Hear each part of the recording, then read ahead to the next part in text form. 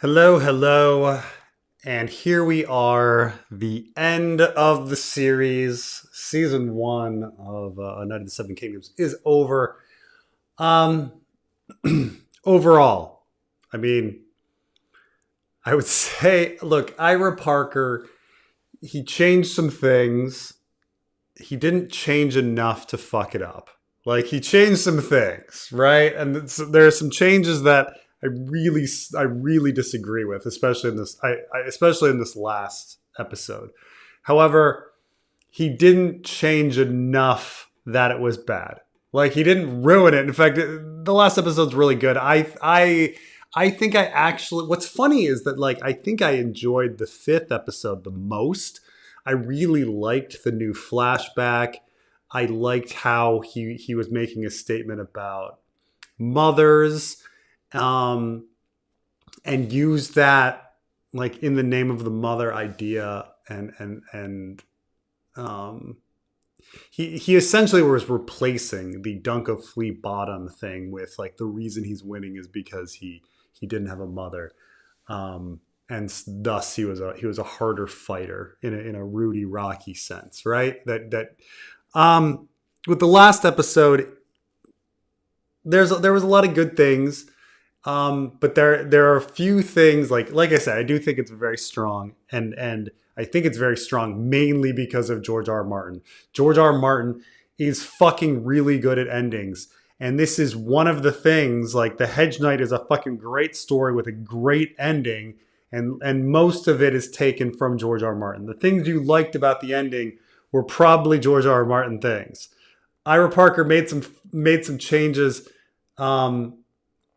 that were weird, thematically, especially character arc wise with Makar and such. But it wasn't enough to spoil things. George's very good skeleton to the ending was there. And keep in mind that people, for the most part, the average rando out there is very unfamiliar with George R. R. Martin endings. George R. R. Martin has a lot of short stories, and they have really good endings. You get kind of tastes of that taste of George R. R. Martin endings here and there. For example, the last chapter of A Game of Thrones is a very George R. R. Martin ending. But for the most part, the story just keeps going, so there's no ending, right? And we didn't really get a George R. R. Martin's ending in Game of Thrones and such. But this is an adaptation of one of George's perfect endings, and Ira Parker didn't screw it up. There's a few things I liked that Ira Parker added. Let's go through some of this stuff. First of all, we start with Lionel. Obviously, Lionel is an incredible character. They knew they had gold with Lionel as an incredible character. They shoved him in at the beginning. His scenes were the best. This scene at the end is hilarious. It's fucking hilarious. He's magic on screen. Does he make a lick of sense? No, he makes not a lick of sense. The fact that Dunk forgets about him in the middle of the story, and Lionel's offer of "you can come to Storm's End and be my man" ruins the fucking offer of Makar. The whole idea is that Makar is offering Dunk everything he always wanted, and he gives it up. The dragon or the dragonfly, and he chooses the dragonfly. The fact that Lionel is offering it too, it fucks up the offer of Makar. I get it. You destroy a major theme of the short story. Was it worth it? Yeah, probably. Lionel Baratheon is by far the best thing about the show. He's so fucking engaging. You just love to see him on screen. Was it worth destroying all of the themes of poverty and what Dunk was giving up? I guess. It's hilarious. I also think Lionel Baratheon is a perfect example of how Ira Parker deals with toxic butterflies. So, you know, George is like, oh, Ryan Condal, you're creating these toxic butterflies, and those are going to create ripples, you know, down the line. And then how are you going to deal with those changes? Well, Ira Parker just pretends that what he does doesn't change anything and just goes forward anyway, right? You introduce Lionel Baratheon as Dunk's friend, and then you ask Dunk, do you have any friends in this trial by combat? And he's like, no. Okay, you just bowl forward with that, and then all of a sudden Lionel Baratheon's his friend at the end again. You know, it's like, you know, that's fine. But this was Lionel was gold. They knew they had fucking gold with him. I love the line where I laughed pretty hard when the maester was like, his wounds are mortified. There's nothing more I can do for him. And Lionel's just like, what the fuck are you talking about? Get out of here. He's a horrible maester. Like that was a really funny joke. I have to admit, like, that was great. You know, so this is Ira Parker's humor. It's hitting its and miss, but this was you know, one of those things where that was a great scene, despite the fact that it destroys all the themes of the fucking show, or destroys all the themes of the fucking book. So what are you gonna do? But again, like, yeah, ruining fucking. You know, they could have just had, I think they could have had the scene and then had him leave without offering Dunk a place at Storm's End. And that probably would have still worked. Knowing that, like, Lionel was a flake and was not there for him would have worked just as well. But I think Ira Parker was trying to foreshadow the eventual duel between Lionel and Dunk that takes place in 25 fucking years, 30 years, like 7 stories later or something, like, that will never be written. But I think that's why he made the offer to come to Storm's End, and Dunk is turning him down, and then he goes on this, you know, diatribe about how much he hates Targaryens, which again is this, like, thing Ira Parker has for, like, why, like, Egg needs to want to hatch dragons, and so they're giving him this motivation to do it, because of you know, like the unruly classes won't you know, need to be kept in line or something, and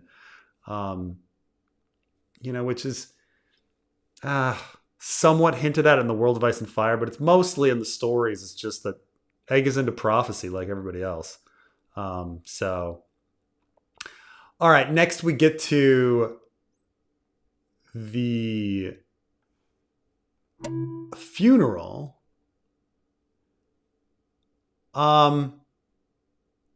Even though there are 3 Kingsguard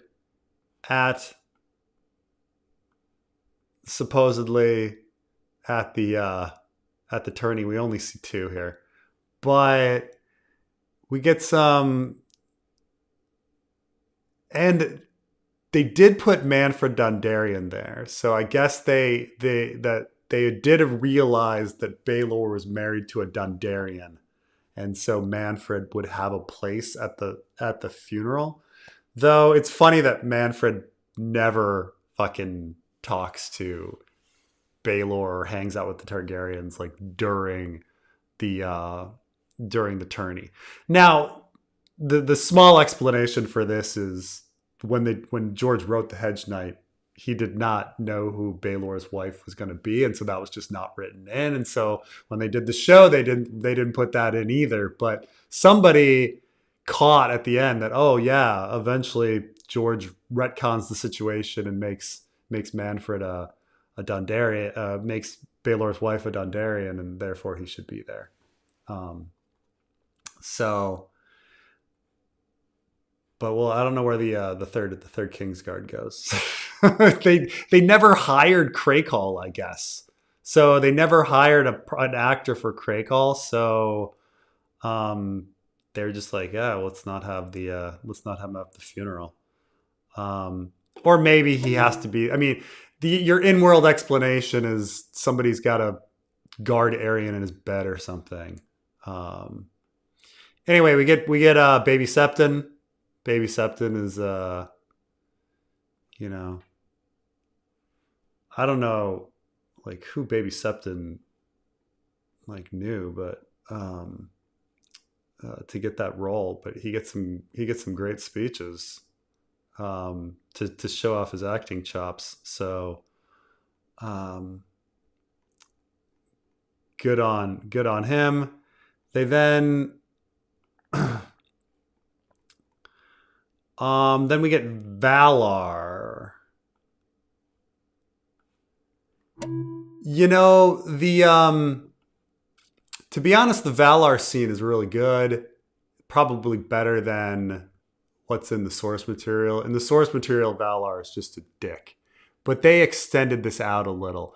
If there's one weakness, by the way, to George R. Martin's endings, is that they happen really fast. They're really good. They're really good gut punches, but they happen atrociously fast. Like, you're going through this entire, not like if you read Fever Dream or Dying of the Light or Armageddon Rag, you're meandering through this huge book and then all of a sudden, ending. It's the same with the Hedge Knight. The Hedge Knight ends really fucking quick. And the fact that we're given an entire episode to the ending means that like Ira is like extending out scenes. So we've given Valar more lines here. In the short story, it's just he goes to Valar and Valar's like, dude, why should you live? And my father died. Like, get out of here.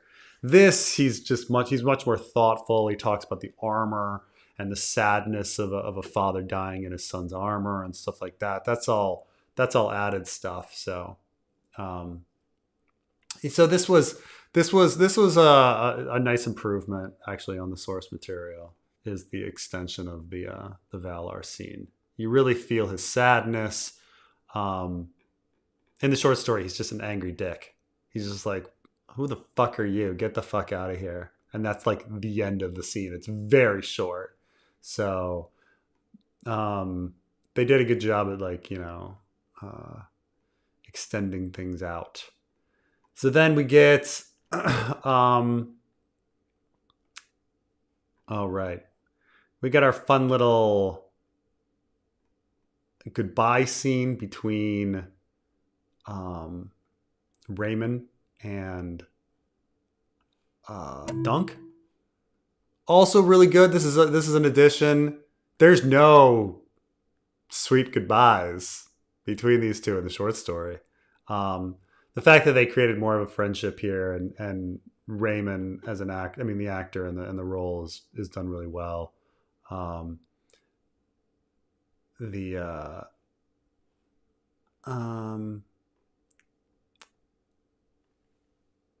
Right? Am I right about that? That there's no I don't want to.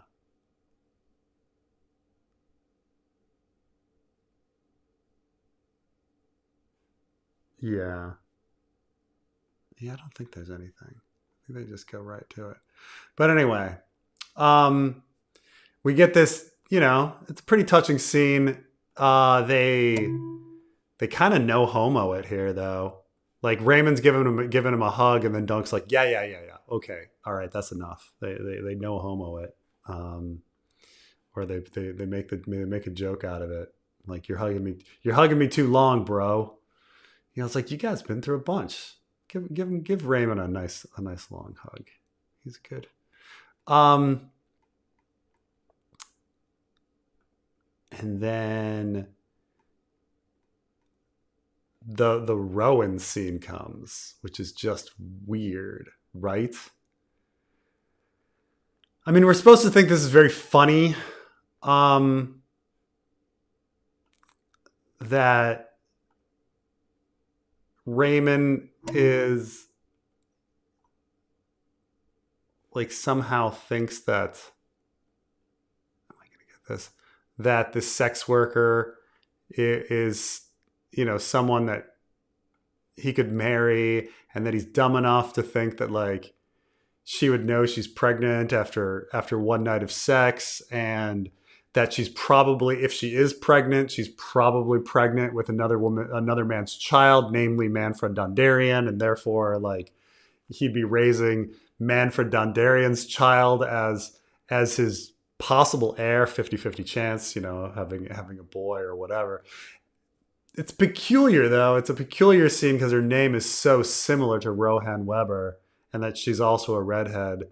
And Dunk just says nothing for some reason, but no, so he's like, no sex ed in the Seven Kingdoms. Yeah. So on this, one of the kind of silly ideas that a lot of, I know you're just making a funny joke, but one of the silly ideas is that somehow country bumpkins would have less sex education because they are stupid and uneducated. But the thing about country bumpkins is that they're around animals, and they see animals fucking all the time.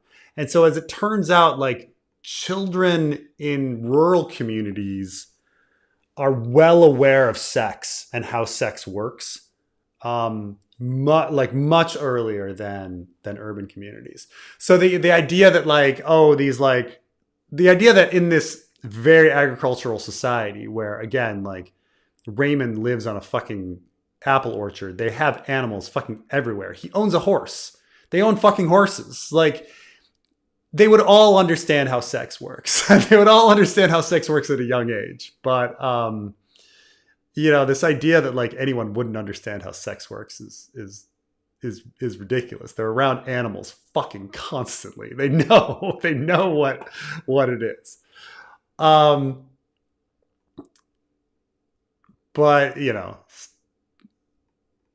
then we get to what I kind of feel is, I think the Maekar stuff, I don't think I can get over the Maekar stuff. I think the changes to Maekar are the worst aspects of this episode. I think the changes to the Maekar character in general are the worst. So the themes of the Hedge Knight are not exactly like subtle. Maekar is very explicitly the character that believes in free will and change, while Baelor is the character, and Baelor and the others, Egg, Daron, they are all believers that fate is set. This is the exact same themes as Terminator 1 to Terminator 2. This is nothing new. This has been put in 1,000 tales in fiction. Like, are we chained to fate, or do we have free will? And the thing about Maekar is that Maekar is a very, very flawed character, but he is correct in one thing, and one thing only, that he believes people can change.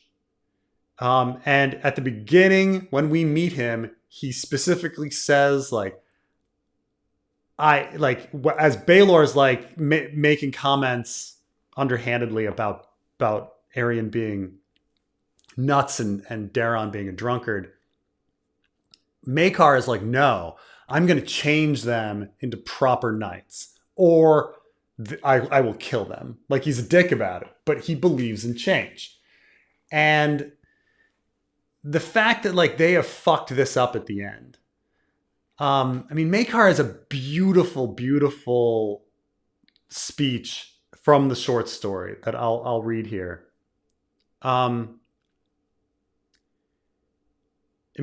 take pieces, but he says here, it may be that the gods have a taste for cruel japes. It may be the gods have a taste for cruel japes. Or perhaps there are no gods. Perhaps none of this had any meaning. I'd asked the High Septon, but the last time I went to him, he told me that no man can truly understand the workings of the gods. Perhaps he should try sleeping under a tree. My youngest son seems to have grown fond of you, sir. It is time he was a squire, but he tells me he will serve no knight but you. He is an unruly boy, as you will have noticed. Will you have him? Okay, that's very, very relevant kind of speech here, okay? Maekar is an atheist. Like, Maekar doesn't believe in gods, or at least questions the fact that there are gods, which means if there's no gods, there's no plan. Man makes his own destiny. And that's the whole thing here. He's saying that, like, I've been trying to change Daron, he won't change. I've been trying to change Arion, he won't change. I still think I can change Egg. And so he sends him off with Dunk. And the whole thing about Dunk is that he follows Sir Arlen, who believes who knows what the morrow will bring. That's the whole idea of free will versus fate, right? And they fucking took it away. They took it away from Maekar. And it's pretty atrocious, actually. Like, we'll get to it. But they gave his belief about free will to Daron, the character who's haunted by prophecies that he 100% believes in. And then and then also that's taken away from Dunk, because Dunk also believes in the free will. It all becomes Daron's idea.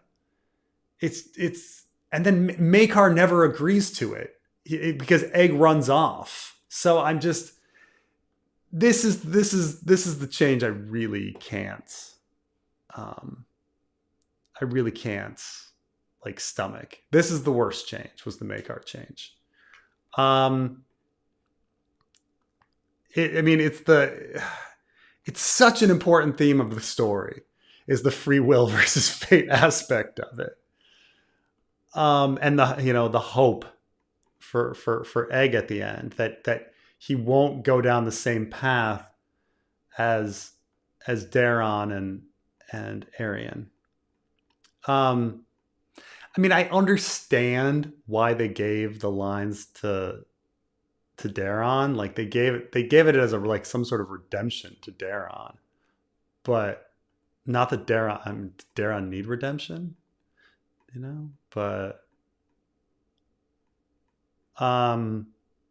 Maekar is the one that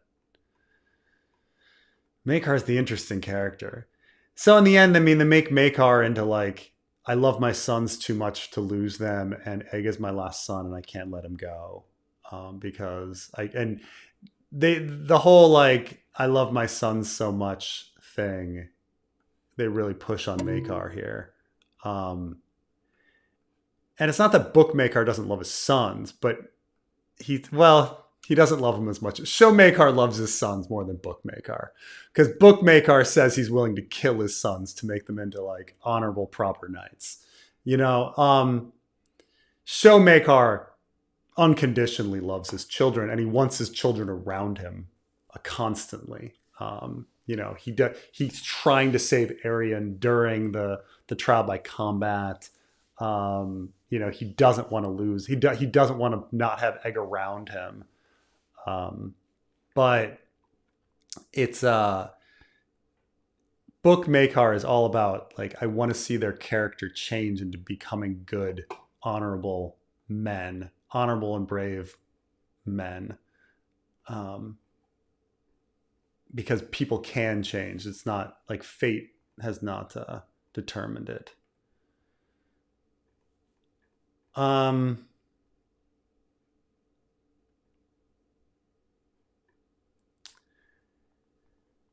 We get some more time with Dunk and Egg here. This is all extra scene. One thing the show did do nicely is to add more time with Dunk and Egg, building their relationship. They don't really have that much of a relationship. They have a relationship, but it's certainly not as deep, and you don't feel it as much as the show. So it's one of the things I commend the show about, is really establishing that. Then we get to The Sir Arlen scene. Um,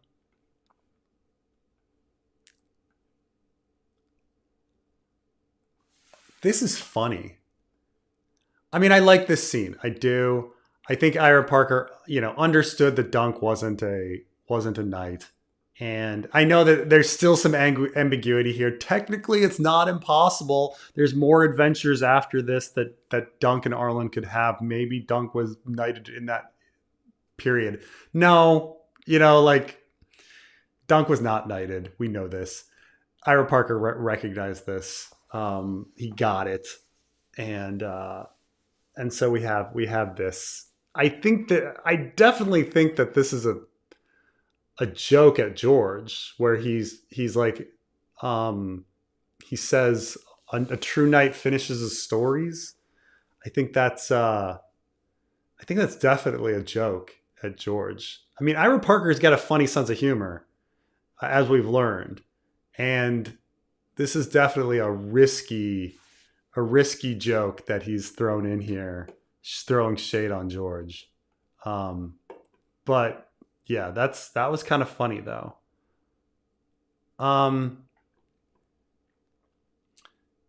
The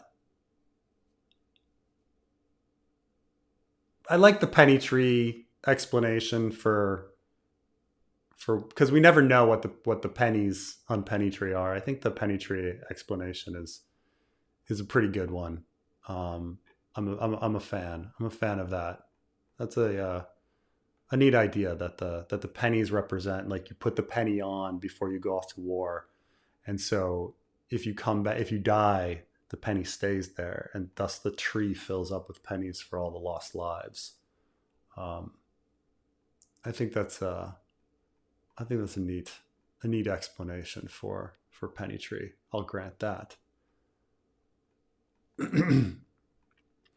But I guess we've got this, like, both Arlen and Dunk like to pretend they're dead for periods of time and then wake up.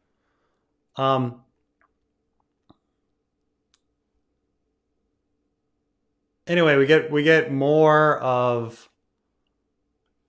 Raymond and Dunk. That's a really bad still of Raymond, man. He's looking ugly there because he looks beat up. And then we get this, like, weird Beesbury thing. It's funny that, like, there's this attention to Beesbury. Like, there was no attention to Beesbury in the 4th episode, and then he gets his line in the 5th one, and then his funeral is actually seen here. That's, it's funny nonetheless. There's Kingsguard there, some black eyes. But yeah, I'm fine. The Beesbury thing is funny. There we go.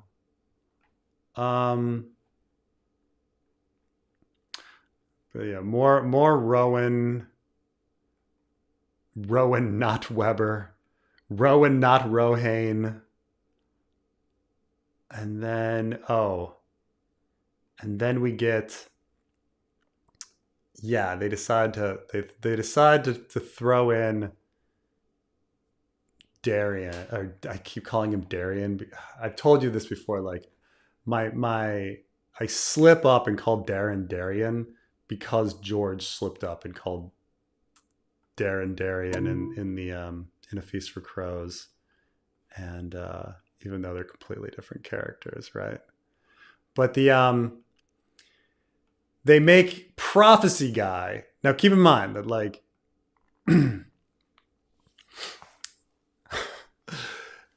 Daron, the action is set in motion because Daron fully believes his dreams, believes them true, doesn't want to be the dragon that dies at Ashford. He knows that a dragon is going to die at Ashford, so he's purposely not going, hoping that it's going to be Aryan instead. This is his whole thing. He believes in prophecy. He doesn't believe in free will. So it's weird and he believes he's going to hell and all these things. He believes it's all set. And then all of a sudden, out of nowhere, Daron is the one that believes in free will and that Egg can change if he goes on the road with Dunk. It's weird that he's the one given the change.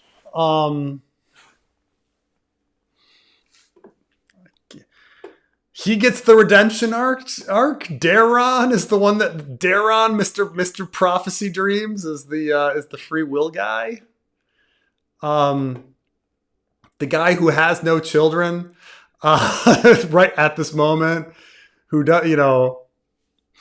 who's not worrying about like whether his children are going to grow to be proper men.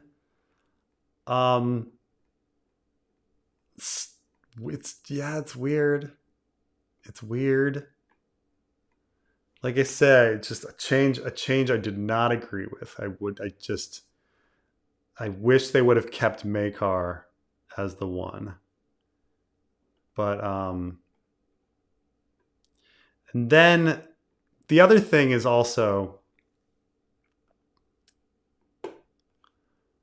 Summerhall here. Like the Summerhall foreshadowing, Egg being crazy kind of foreshadowing.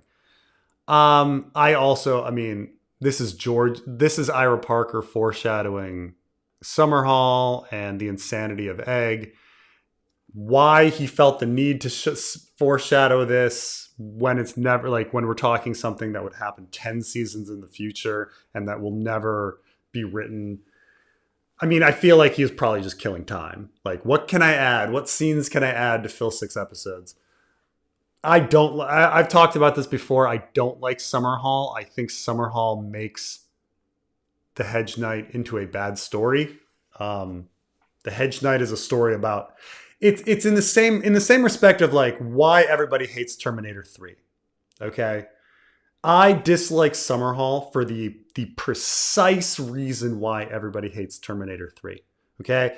Terminator 2 is a hopeful ending saying there is no fate but what we make. No fate. And then Terminator 3 comes in and is like, just kidding, nuclear war. Like, downer. Like, no one wants to be told that we don't have free will. It may be correct, but no one wants to be told that we don't have free will and that there's no hope for the future. Okay?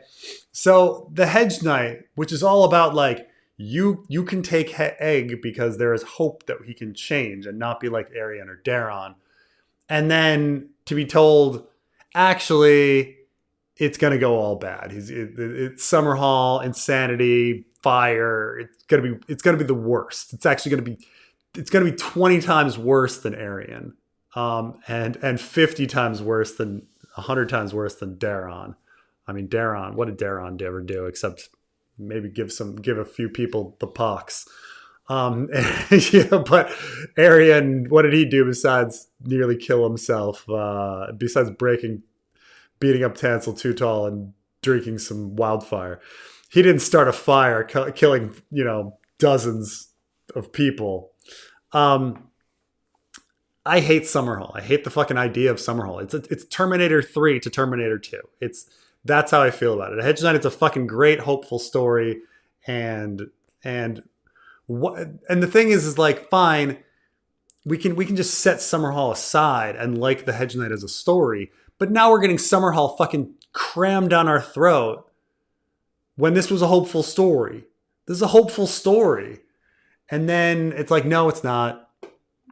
Fucking Egg is nuts, So I'm not a fan of these scenes, but not a fan.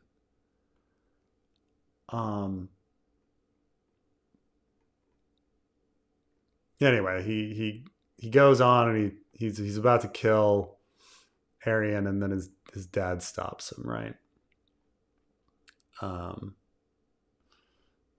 And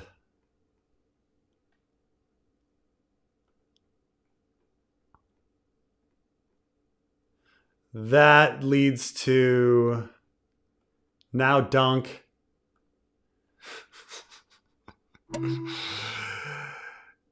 This thing, man. Like in the short story, the concept of free will that Sir Arlen has bestowed upon Dunk, who then convinces Maekar to change his ways, is now Daeron's words failing to convince Maekar, because in the now we reveal that like Maekar says no for some reason. A huge departure, because in the short story, Maekar agrees. Maekar agrees to let Egg go. Here in the show, Egg runs off again, and against Maekar's wishes. Maekar, all of a sudden, he's not a free will guy.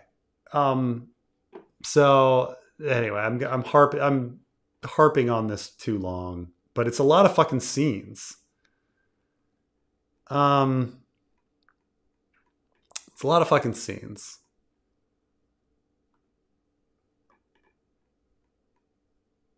And so then we get to Dunk packing up, and I guess he has 3 heartwarming scenes with Raymond. 3 scenes with him, man. How much?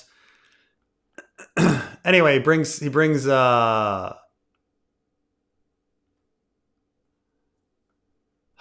see, this is a real problem here. So he brings Sweetfoot, and then he's like, you can have Sweetfoot. And it's like, holy shit, Dunk. Aren't you fucking poor? Like, you're just gonna fucking give away you're being gifted a horse, the value of a fucking horse. And then you are now just giving it back? Fucking Dunk? Like, how rich is Dunk that he's just like, you know what? You can have this horse. Oh my God. By the way, real quick, Maekar never says no on screen. Right, but he's looking for Egg at the end. They pulled the joke.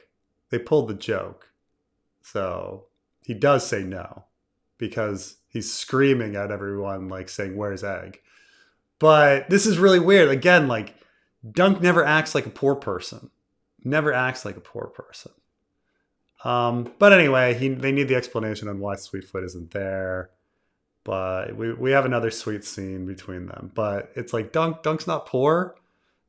Dunk's just giving away the value of horses. Like, this is his man, oh man, oh man, oh man.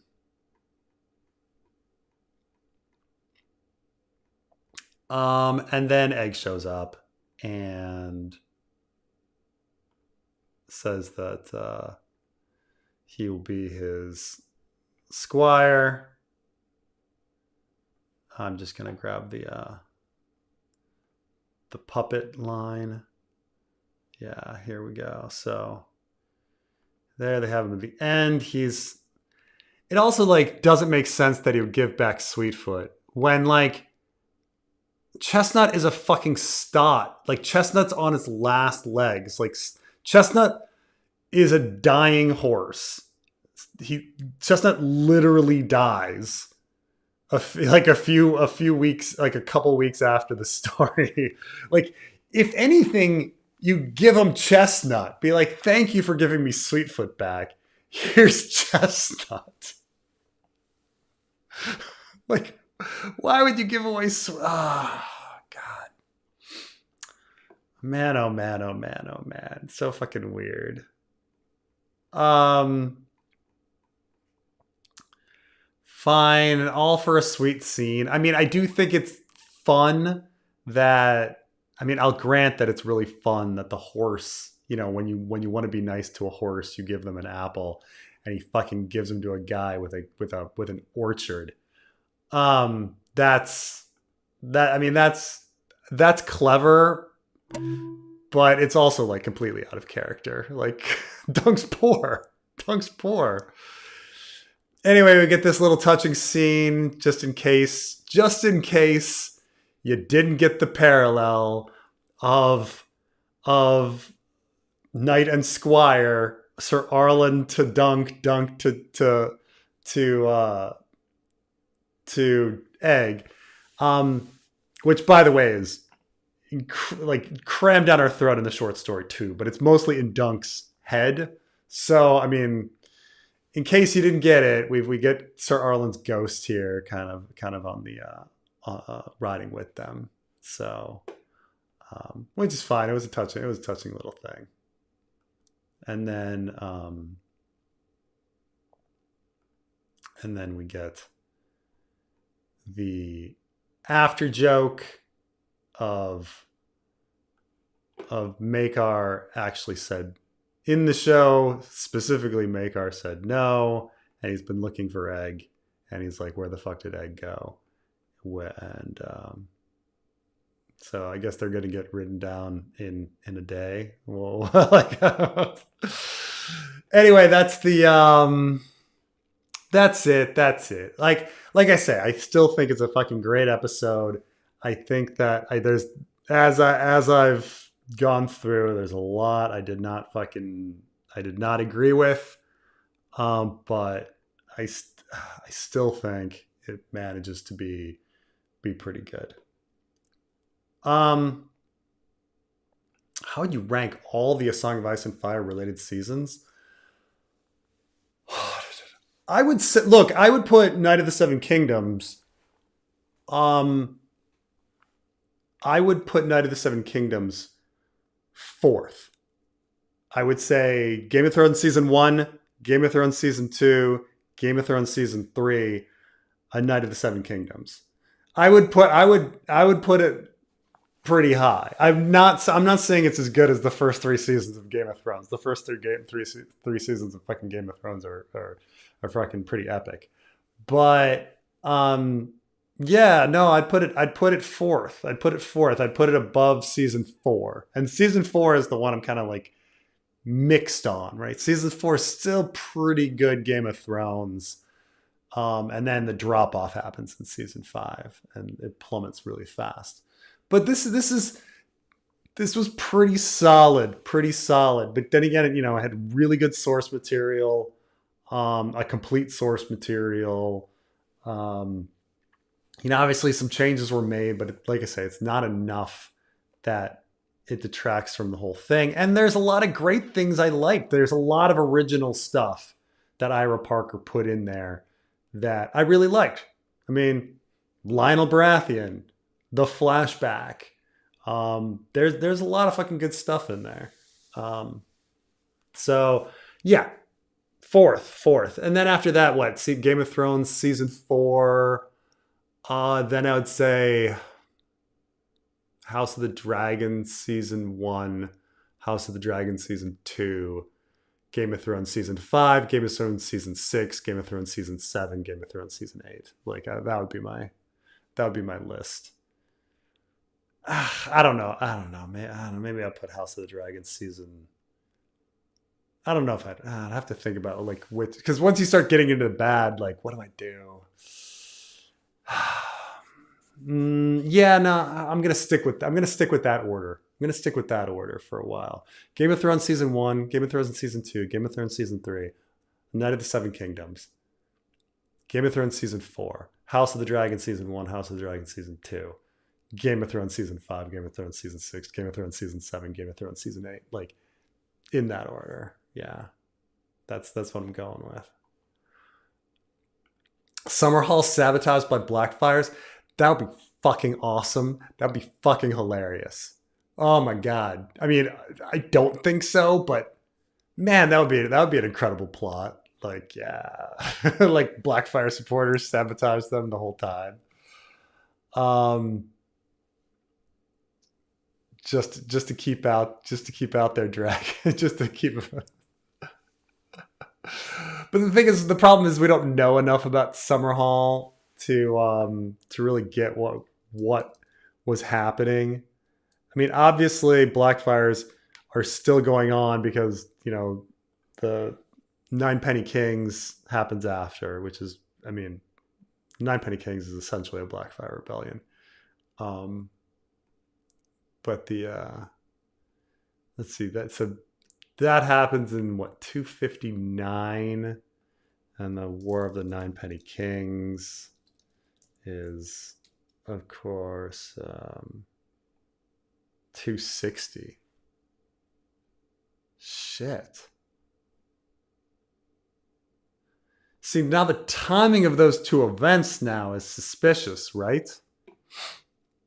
So this idea is, I guess, that with Egg dead, the Band of Nine all of a sudden thought that the time was ripe, and so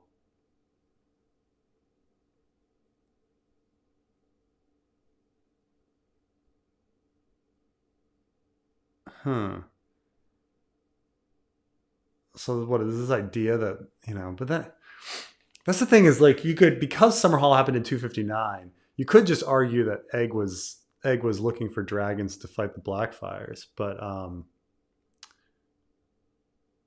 the timing of it is suspicious. I mean, we know so little about Summerhall that we can't make any comment definitively, but that would be interesting, that the Blackfires purposely wanted to weaken Westeros in order to right before their invasion. That's a fun idea. I think at least I'd like to throw somebody like coming up with that conspiracy in the fanfic. Even if it's not true, like, it's something that somebody should think of. When thinking of Blackfires and people's hatred of them, that somebody should be like, I bet they did Summerhall.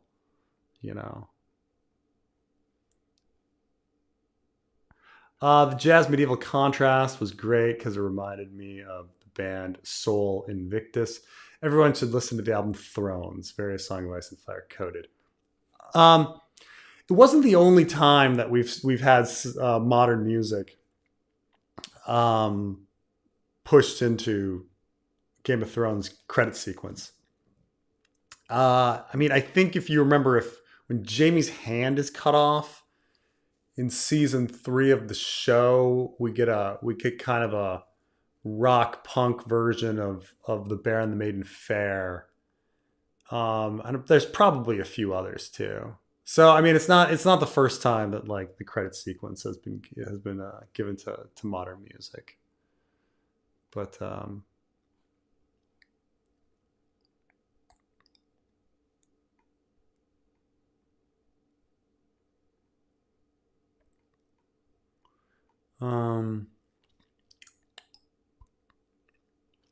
Ira has the Dunk Files, 35 seasons of Dunk and Egg, 100 years of Dunk and Egg. I feel like they're definitely going to move up in the Lionel Rebellion to make such a hit. Might make it season 4. I mean, I think that's smart. I mean, I think it's to move it up. It depends how fast they can get these seasons made, right? That's the problem, is the order. Like, are you going to do the Village Hero and She-Wolves of Winterfell and then get to Lionel? Like, that's the thing, is maybe cut the Village Hero and then go straight to She-Wolves and then go to... The thing is like, having Starks is also a big draw, right? So it's not that like... It's not that like She-Wolves of Winterfell wouldn't also be a huge draw, because you're dealing with the fucking Starks and Winterfell, and everybody wants to see fucking Starks, right? People were going nuts over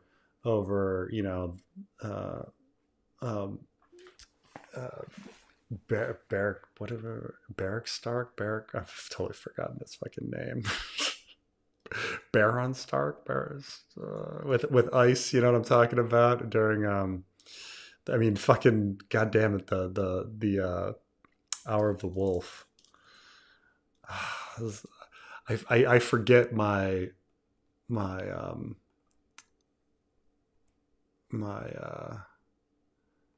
Cregan.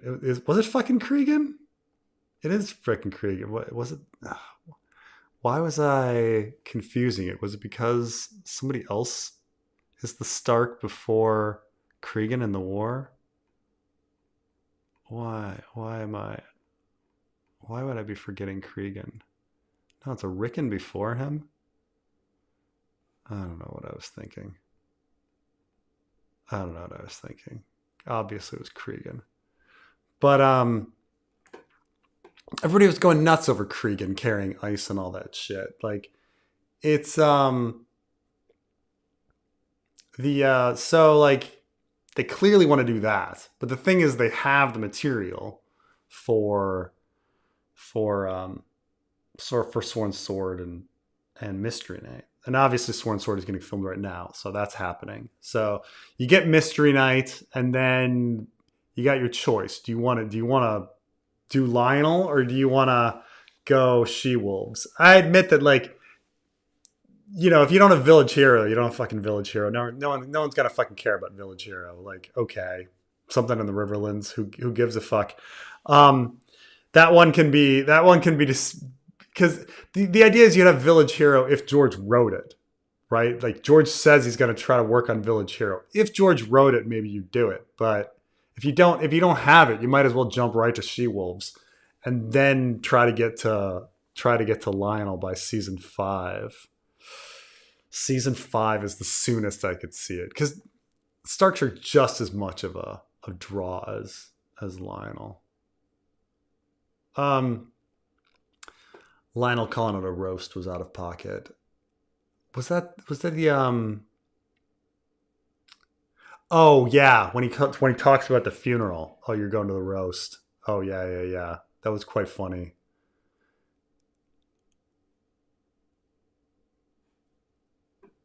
Um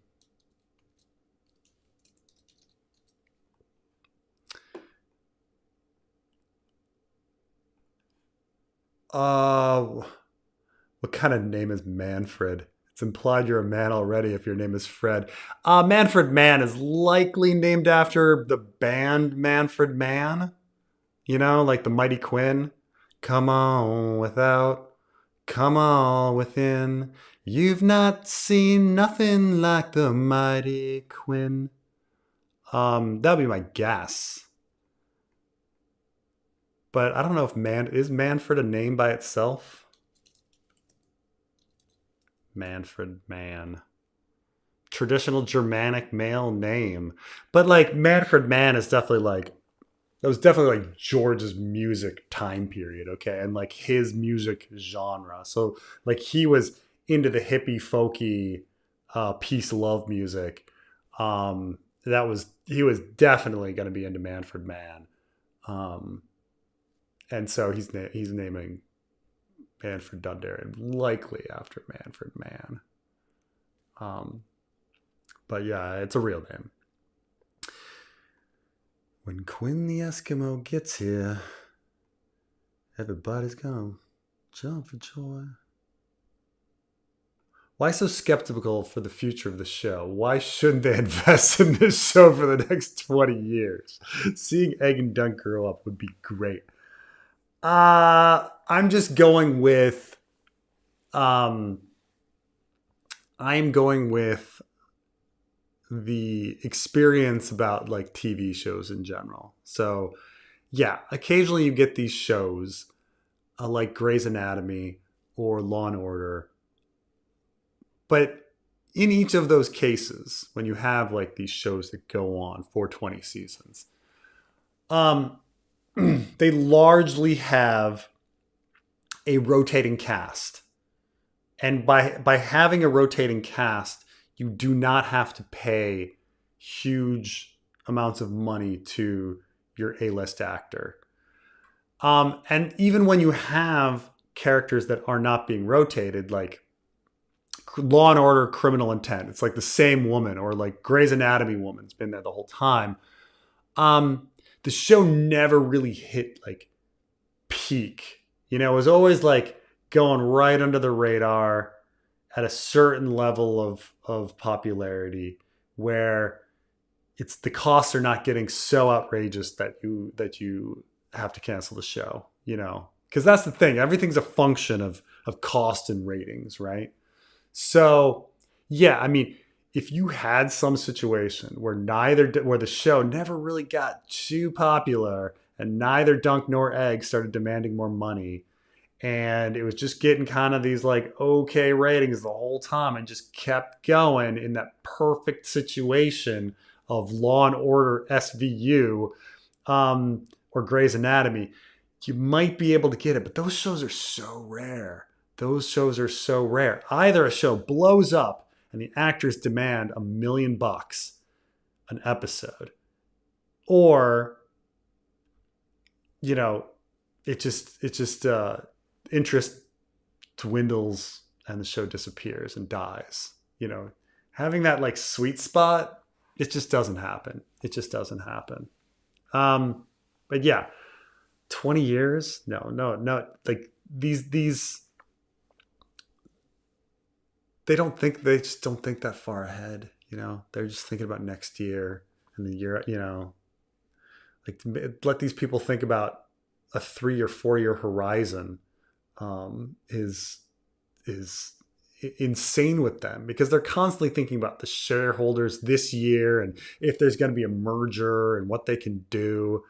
That's what they're thinking about. They don't think about 20 years in the future.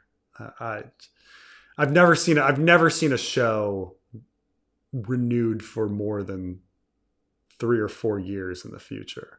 And the ones that I've seen have been like animation, because the cycle of episode production like is longer.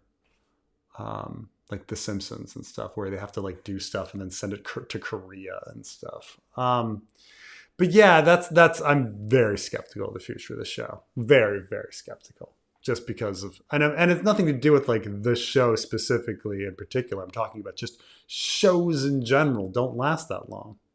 Like it's very, very rare that you get in the modern age these long lasting shows.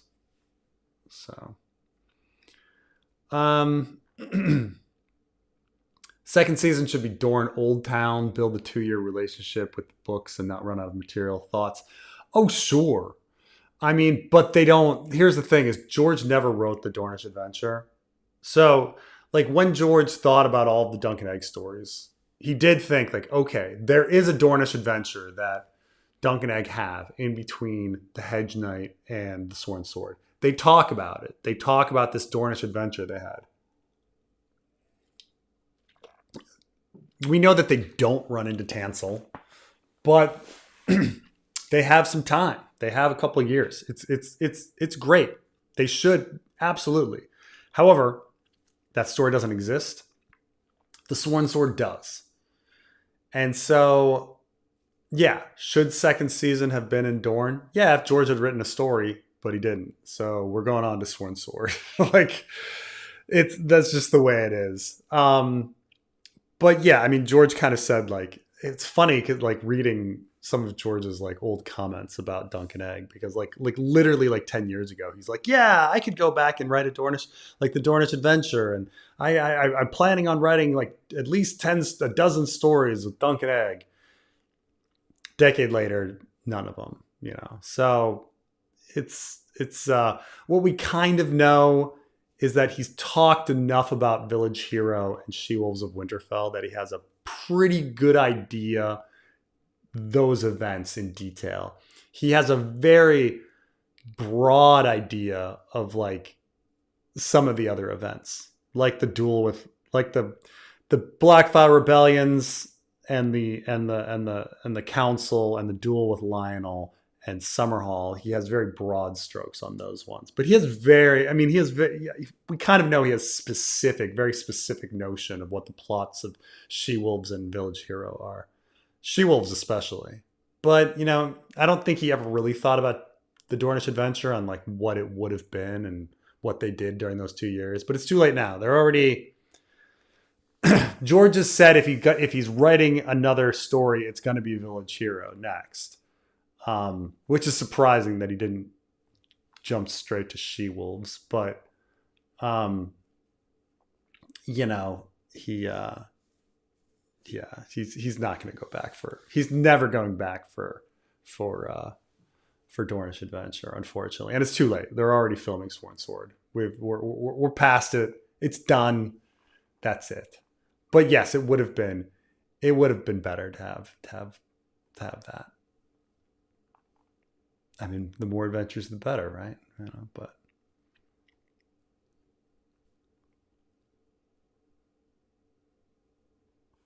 Why isn't any video mentioning who the Valarian girl is behind Valar? Are you talking about Valar's wife? Maybe I have to, or are we talking about some others? So here's the thing about Carmine, and as I've talked about this before, but there are all these fan pictures of Kira of Tyrosh that were created, and based on the fan pictures, like someone clearly just went to the wiki, found a fan picture of Kira of Tyrosh, and decided like, yeah, we're going to dress up somebody like that. And that's like the long and the short of it. I'm trying to see, let me see if there's other people at the, because you're saying there might be a Valarian, like another, and when you say Valarian, I assume you mean a black person with silver hair. Is that the idea?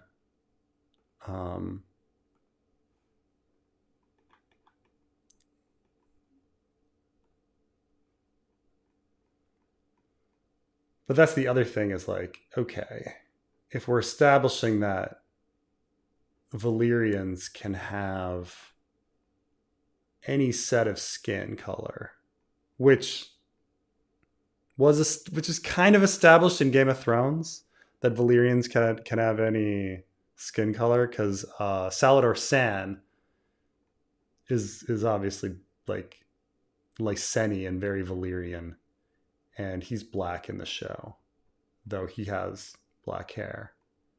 But let me bring up the funeral picture again, so I can get to the funeral.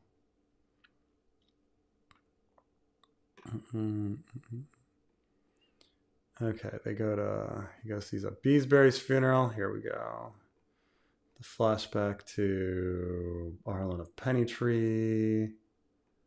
Is it before the flashback to Arlen?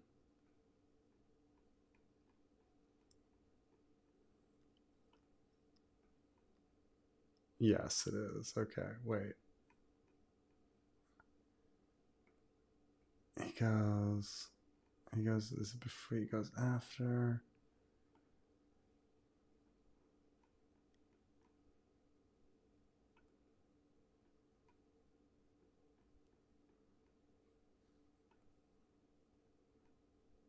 It's the funeral. How am I missing this funeral?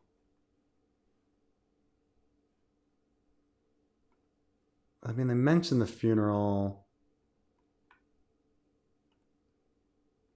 Lionel mentions the funeral. There we go. All right. I will have this picture in a jiffy now.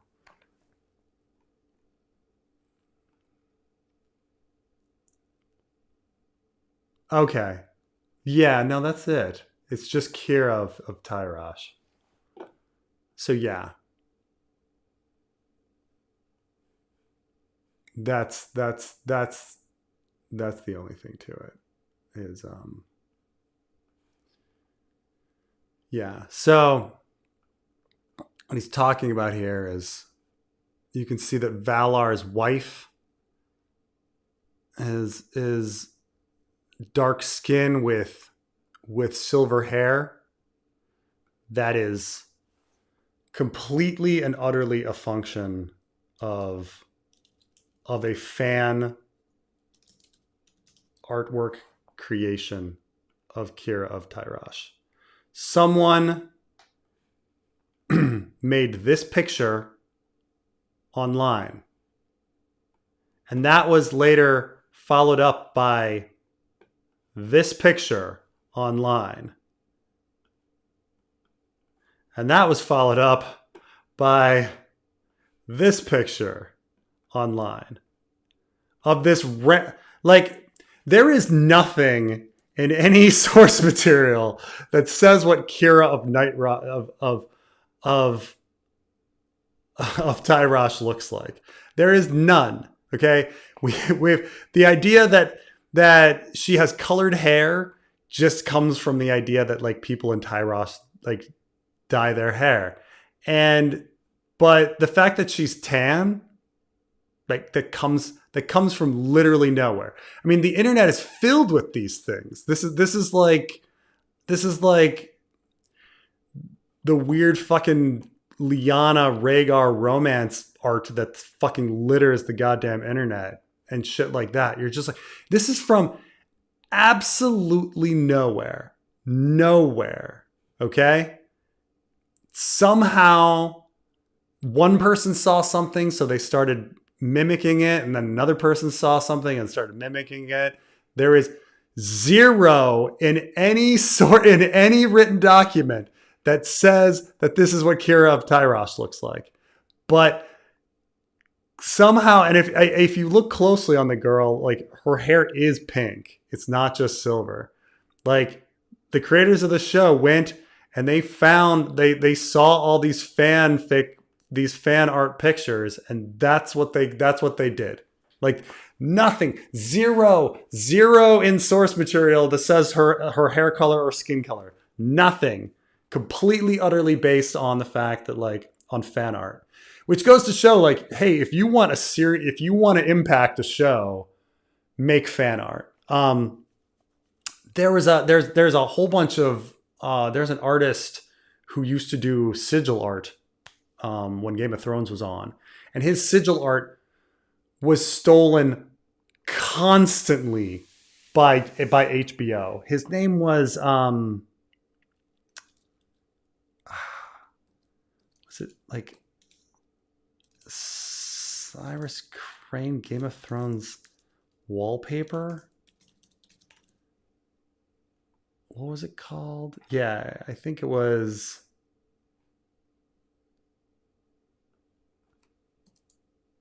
It was by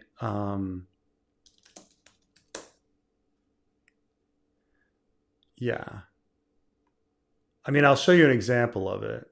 So like the artist would create. So when Game of Thrones came out,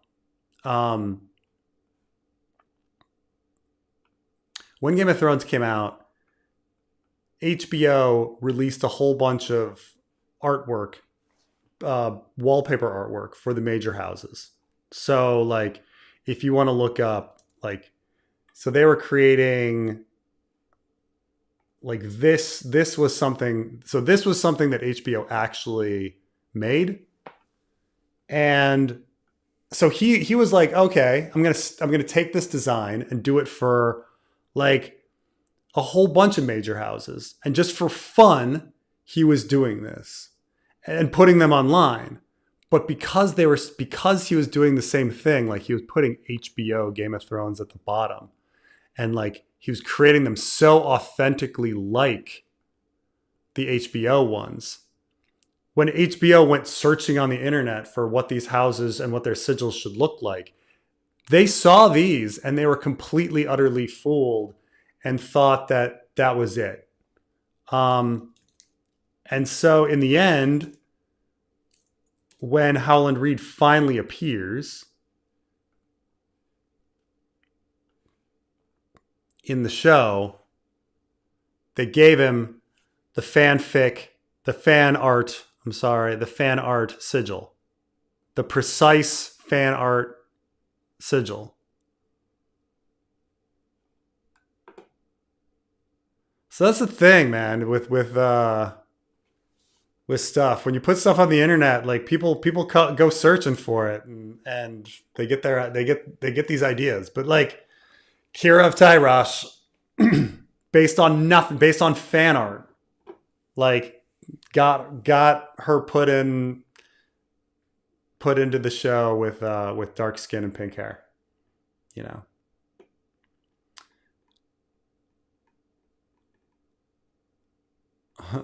Velaryon girls. It was just one, but she was, no Velaryon. It's Kira of Tyros. But it's it's fascinating thing that like, that people will just like take the fan art and then just put it in there because they're like, well, this is it. This must be what she looks like. Egg is a total psychopath. Baelor died to prove Dunk's innocence of kidnapping, and Egg sees no issue seeing it play again. Yeah, that's true. Madder than Ares the second, more selfish than Egg on the fourth. What a garbage change. I think it's a horrible change. What's interesting also at the end, Egg admits to being crazy. He says to him, there's 9 kingdoms, and he says, are you mad? And he's like, I don't see how that's relevant. Or something like that. He says some line like that. And I was like, oh, he's just like, Egg is just admitting he's nuts. But yes. But on the innocence of the kidnapping, the show is a little okay, so yeah, there's a lot of conflation of show and book on this, but yes, like the trial is supposed to be on 2 issues. On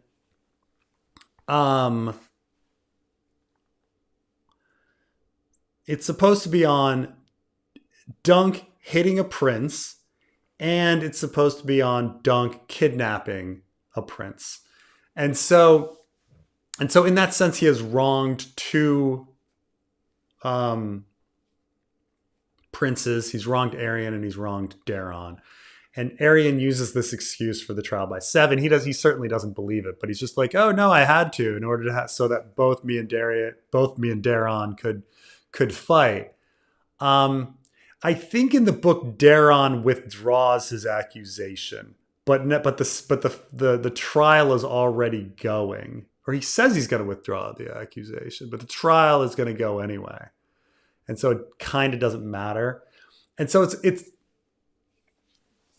Daron's accusation is irrelevant, which is weird because in the show here, in the episode, Dunk, when he sees Daron, he's like, have you no shame? Like, all these men died because of your lie. No, they would have died anyway. Like there would still be a trial, and there would still be a trial by 7 had Daron not done his little thing. Arion would have made some other excuse or whatever. But it is odd but I agree that it is psychopathic in the sense that like people would be coming after them and possibly accuse Dunk of kidnapping Egg again, and Egg would have to explain this again. At minimum, it's they're sleeping under a hedge, and a whole bunch of soldiers come in and beat the shit out of Dunk. I mean, like, it's not. It doesn't seem like it's going to end very well. But but you're right. But there's some. I'm not saying even the short story is clear or logical about the crimes and why a trial by 7 would happen. It's a creation to have this like awesome brawl. I mean, it's the reason I put a joke in my Night of the Seven Kingdoms watch like last time was like. The reasoning is odd. Like, you're supposed to have a trial by combat when only the gods know the truth because there aren't any witnesses. So it's not just to like for the fun of it, but everyone agrees that Dunk hit Arion. That is without question. So why are we having a trial by combat? Like, it may be unfair that Dunk would lose his hand and foot, but that's your fucking law, and everyone fucking saw it. And if some people are like, "Oh, but that's not what it was about. It was about like the appropriateness or the justice of it because he was defending the innocent." That argument is never fucking put forward in either in either book or show. Like, yes, that's how a modern person would look at it and be like, oh, well, but there's more extenuating circumstances. No, they put forth, they're straight up are just like, well, all of this is irrelevant. You hit a prince. And we have to have a trial. But maybe you can do a trial by combat. Why would he be doing a trial by combat? It's very clear that he hit a prince. There's nothing unknown.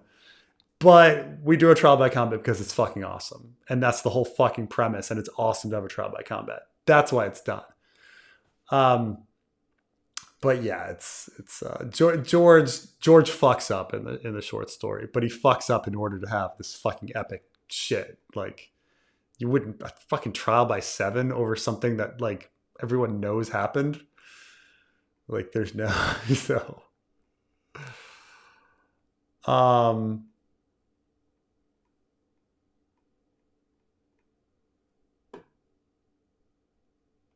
In the book, Maekar doesn't explicitly say no to Dunk.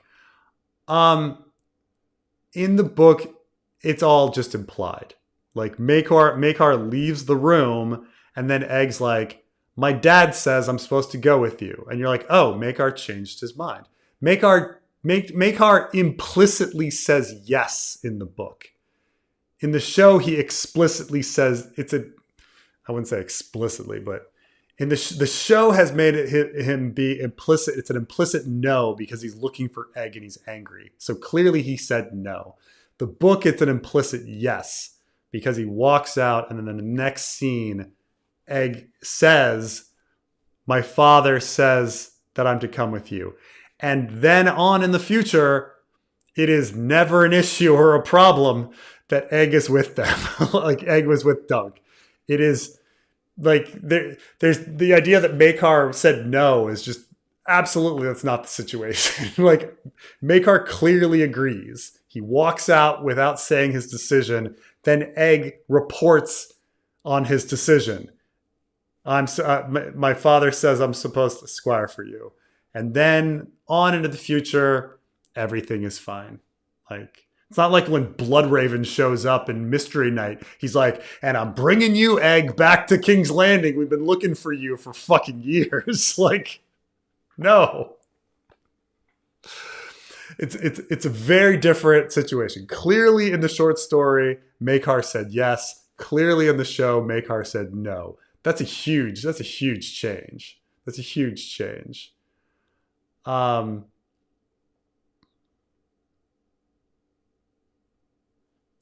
headcanon is that Maekar was lying. He was pretending to be upset that Egg was disappeared because it was supposed to be a secret.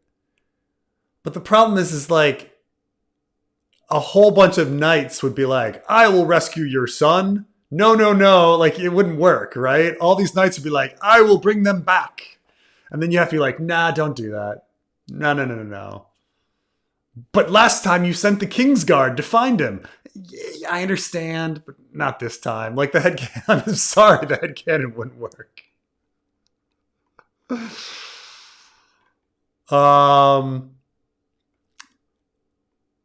Why do Stannis and Sir Robin Rising wear the same armor? How do we get the prop to use? Did Sir Robin...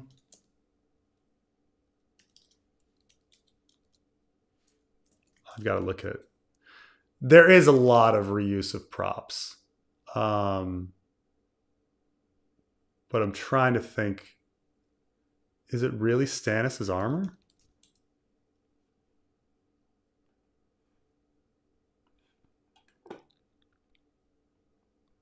Like, this is Sir Robin Risling. And then, I mean, I've shown before, like, clearly they use the Hightower horse armor for Ashford. We got the reuse of Daemon's dagger. I mean, I made a joke that, like, it's getting passed down. It was getting passed down. It's just a reuse of a prop.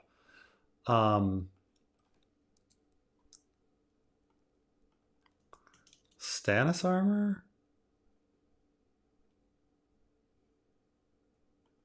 Let me see here. Oh, I see what you're saying. this I mean, very similar style, but I'm seeing slight differences here. So you've got, yes, you've got these like strange patched on plates that would do nothing. But I mean, they do very slightly something, but like, why would you put a plate here and then not protect your neck, you know? But I mean, your neck, that's the thing, is there's never enough neck protection um, on these show armor, because they want the actor to be able to like move their head and emote and show your face and things like that. But you know, the fucking neck is where you're going to get hit and killed. So, I mean, I see a similar style, unless I'm missing something here of if Stannis had other armor, but it seems to be slightly, I mean, similar style. Strange patches patched on, um but they do reuse props all the time.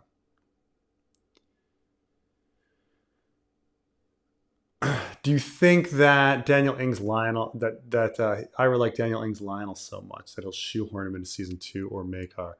It'll be really difficult to shoe in them into the story of Sworn Sword. I mean, it would be super interesting, but I don't know how. I'm just thinking of the story. I mean, you know, the Sworn Sword, they're kind of off in the middle of nowhere in the Reach, dealing with like, you know, Sir Eustace and Rohan Weber, and like this land dispute between them, and you know, part of it is like there's no one around, and it's this very isolated bottle. It's kind of a bottle episode, even though it's on acres of land, but like it's a very isolated surrounding. And so, you know, like people are doing illegal acts on each other's land, and there's nothing anyone can do about it because the Iron Throne is miles and miles away, and Highgarden is miles and miles away, and like it's just like you're just kind of dealing with these issues here and now. And so it's not a particular story, because it's a story of isolation. It doesn't lend well to Lionel showing up. You could maybe shoehorn him into Mystery Night. I could see you could. But the thing about Mystery Night is like he's at the tourney and then he's like, holy shit, all these people are Blackfire houses. Now, as it turns out, we have no idea who the Baratheons supported during the Blackfire Rebellion. The Baratheons may have been Blackfire supporters. So you could conceivably have Daniel Ing show up in season 3. That would be an easier lift. That'd be an easier lift than season 2. Because you just have another tourney, and he felt like fucking showing up, and you know they're courting different Blackfire. I mean, like, specifically, in the Mystery Night, House Frey is being courted, and it's not like House Frey was a huge Blackfire supporter. You know, they're House Frey. They're like, yeah, maybe. You know, that's the whole idea. You could do the same thing with Baratheon, and you could have Lionel show up, in the same way that like they're trying to court House Frey in the Mystery Night, and that they're trying to court House Baratheon as well. So I could see it. I could see it for season 3. I don't know if they can pull it off for season 2, but it'd be certainly fun.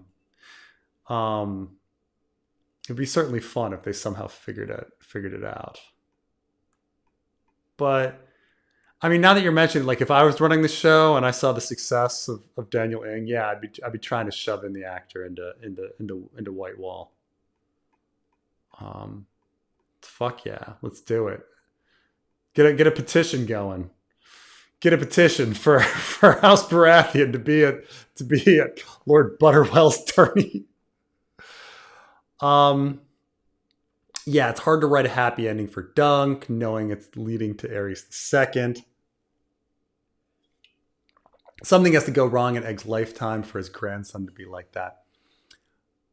Or his son to be like that. I forget which way, I mean, if they're going to retcon it back. So, like, in Game of Thrones, they eliminated Jaehaerys II as a character. And the Mad King Aerys is Egg's son.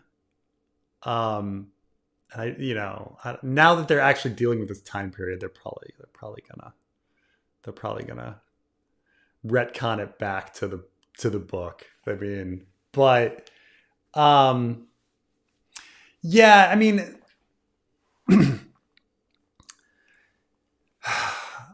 that's the thing is it's a happy ending.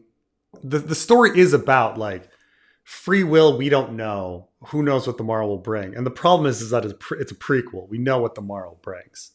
So really, like, what makes Hedge Knight better is the less we know about the ending of Egg. If no one ever talked about whatever fucking happened to Egg ever again, the Hedge Knight is a much better story. The more that you know about his eventual fate, the more it ruins the Hedge Knight, which is unfortunate. And maybe I would tolerate, like, I hate Summerhall as a concept, as I've said a million times now, but I can possibly tolerate Summerhall as a concept if that story were completed inside a completed Ice and Fire that ended on a free will message. Like, yeah, we thought we had the free will message with Dunk. It fucking failed. But now we've got a free will message in the overall story. The problem is that we're not getting a fucking ending to the overall story, and we're not even getting a fucking ending to fucking Dunk and Egg. So that's the unfortunate thing. Like, maybe I'd like the Hedge Knight if the eventual larger story ended with Sir Arlen's words, Sir Arlen's beliefs that no one knows what the morrow will bring, but yeah. Will Night of the Seven Kingdoms be condensed now that all the episodes are out? I don't think so. I mean, economic, not that, like, you couldn't easily trim things down and make it a 2.5 hour, like, event. Don't get me wrong, you could easily do that. But like, economically, from streaming service kind of sense, like, don't they want, like, people on their platform, like, streaming and watching and logging the number of hours and doing their metrics on, like, how many, what shows and everything?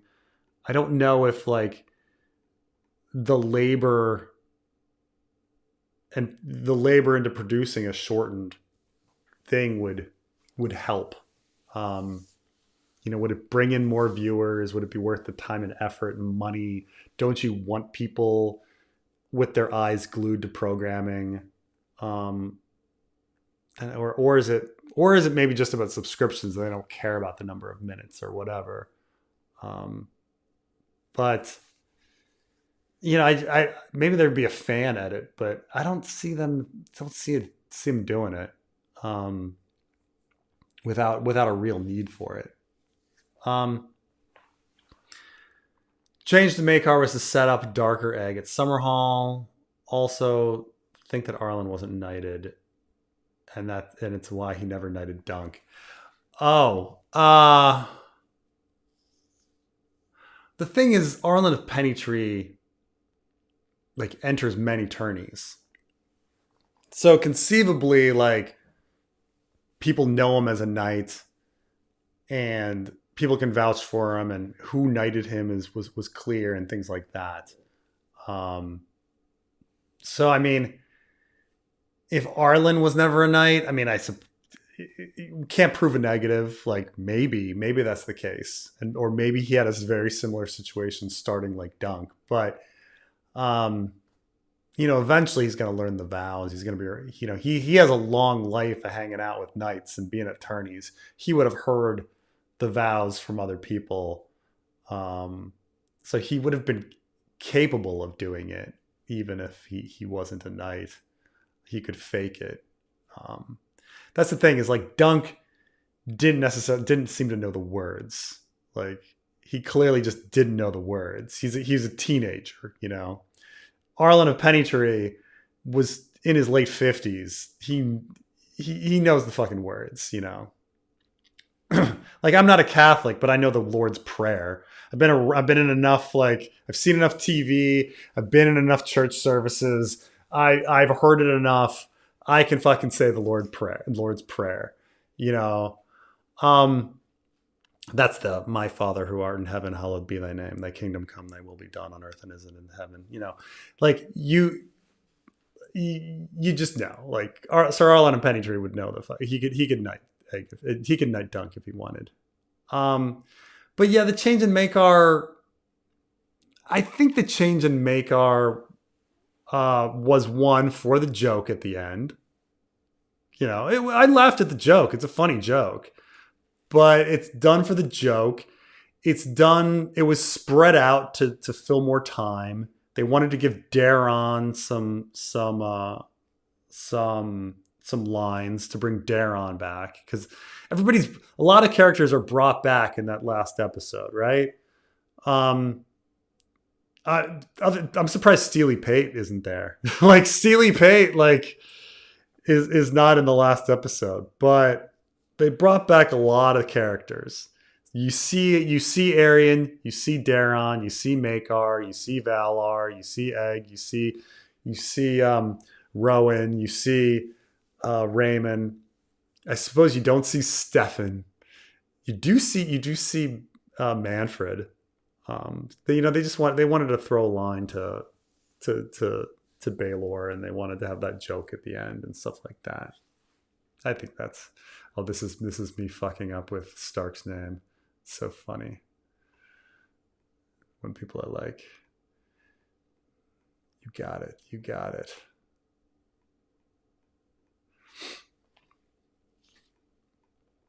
Um, the Zoomer mind cannot comprehend. Okay, Lionel's double entendre suggests that he wants to be Dunk in Dunk's donut. Is there anything in Fire and Blood that supports the show's take on this? Oh, about, like, Lionel having any sort of love for Dunk? Lionel doesn't have that many lines in the Hedge Knights short story. I'm trying to think of what we got.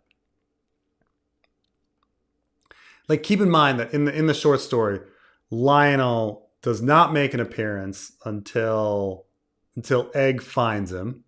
So we have none of that. And then he shows up, and he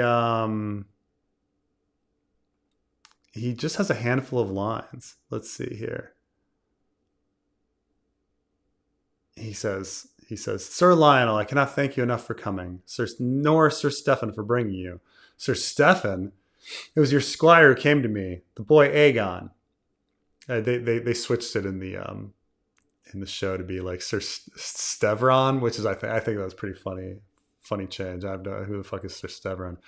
"My own lad tried to chase him off, but he slipped between his legs and turned a flagon of wine over my head. There's not been a trial of 7 for more than 100 years. Do you know that? I was not about to miss a chance to fight the Kingsguard Knights and tweak Prince Makar's nose in the bargain." And he then has a line, "Without me, you are only 5. The lad is the truth of it. Do it, Sir Duncan. Any knight can make a knight. But then he says, where is Raymond? It's Lionel that says, "My prince is that chivalrous." They gave that line to Ryman, to Riesling. Not well anyway. Prince Darren will not fight. Not well anyway. Against that, we've got 3 swords, white swords to contend with. He says, he's the one that says, "I will knight Sir Raymond." So you hear his words doing the and then after the trial by combat, he doesn't appear. So like his character is pure, like he purely arrives and he gives like very utilitarian fighting kind of stuff. It is his words doing the knighting words, but you're saying like anything in Fire and Blood that supports. The problem with Fire and Blood is that Fire and Blood ends before this. We don't have Fire and Blood Part 2. So in the world of Ice and Fire, I don't even think there's anything on. Let me see if there's anything on Lionel in the world of Ice and Fire.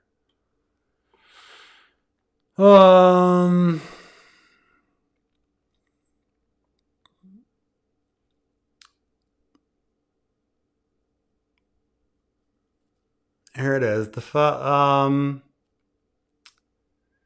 Even that could restore the peace nor win back the friendship of Storm's End. However, the father of the spurned girl, Lord Lionel Baratheon, this is the thing, is Lionel's daughter was going to marry Sir Duncan the Small. And Sir Duncan the Small calls off the wedding in order to marry Jenny of Oldstones. And so Sir Lionel is upset about being spurned. And so Lionel Baratheon, known as Laughing Storm, was not easily appeased when his pride was wounded. A short, bloody rebellion ensued, ending only when Sir Duncan of the Kingsguard defeated Lord Lionel in single combat, and King Aegon gave his solemn word that his youngest daughter, Rael, would wed Lord Lionel's heir. To seal the bargain, Prince Rael was sent to Storm's End to serve as Lord Lionel's cupbearer and companion to his lady wife, Jenny of Oldstones. I mean, it's interesting that the duel, I guess Lionel yields in it or something, or he chooses a champion. He doesn't seem like the guy that would choose a champion. So I guess Lord Lionel is not killed in the duel, but he's upset that his that he got Walder Freyed, essentially, right? Like that's essentially what happens, is that he wants a daughter to marry the heir, and in the end he gets a much lesser Targaryen to marry his son. Like that's not what was agreed upon, like it's the same with like, oh, I was gonna have somebody marry Robb Stark. Yup. Now you get fucking Edmure. Well, Edmure's not the fucking same, is it? It's clearly he got Walder Freyed. Lionel gets Walder Freyed. How does season 2 work if Egg's afraid to contact Maekar? So somebody pointed out there is a scene where Egg in the Sworn Sword where Egg shows his Targaryen ring and lets Rowan Weber know like who he is. But nothing much comes of it.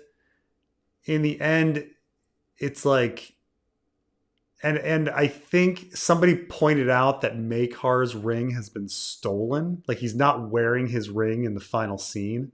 So the idea is that Egg stole the ring, so that he can pull off this scene in the Sworn Sword. But yeah, it doesn't work. It wouldn't work in season 3. It wouldn't work in the Mystery Knight. Like, but you could probably function. But he's gone for 2 years. There's no way that he'd be on the run for 2 years. Like, no way. No way. Like, think about that first. Like, think about the ridiculousness of like the two of them being fugitives. Okay.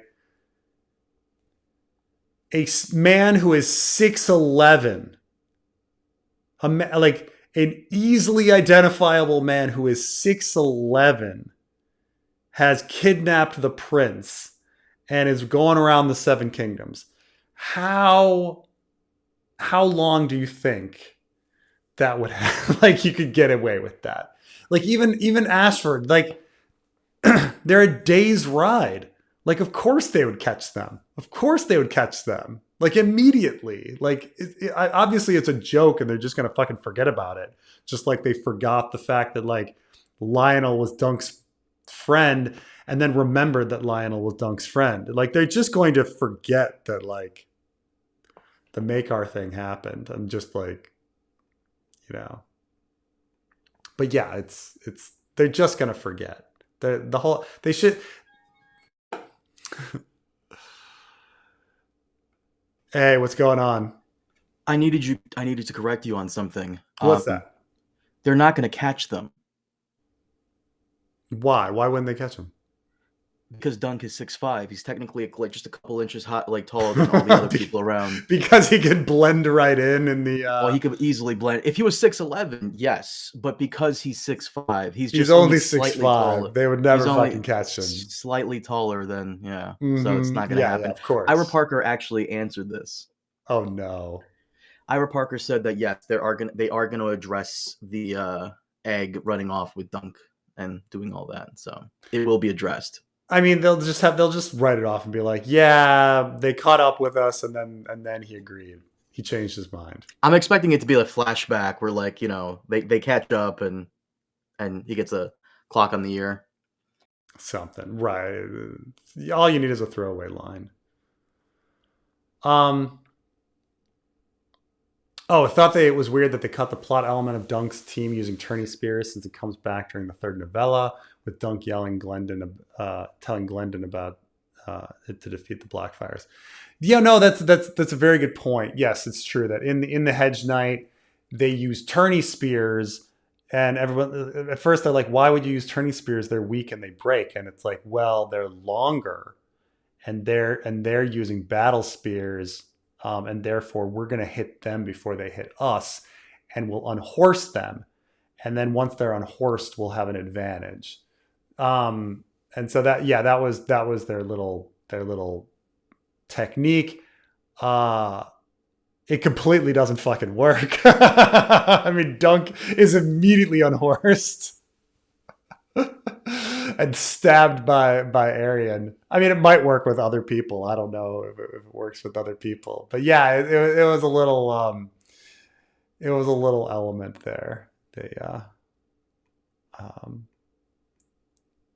I'm sure. I guess maybe it's hard. We don't really find out what the other people on the field are doing.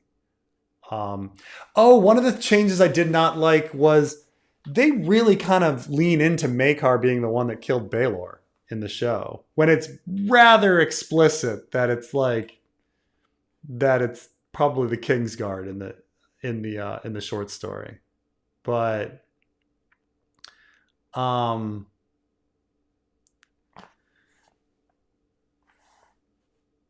like they go on, like he goes on and on about it in the short story about the way Baelor died.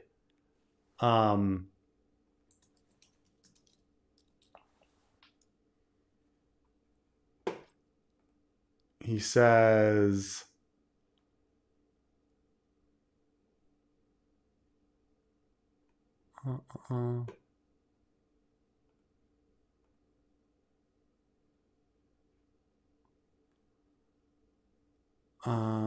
let's see here. Another dragonfly moving across the pool. He says, "Some will say I meant to kill my brother. Gods know it was a lie, but I'll hear the whispers till the day I die. It was my mace that dealt the fatal blow, I have no doubt.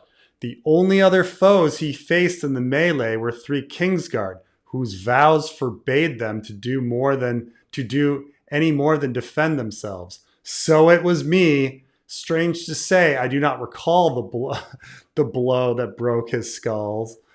Is that a mercy or a curse? Some say both, I think." I mean, it's such like laughable logic where he's just like, the only other people he fought were Kingsguard, but they couldn't have done it because they vowed not to hit him. Okay, I guess it was you. like it was so obviously the Kingsguard that killed Baelor in the short story. But they there's no implication of that. There's zero, completely cut.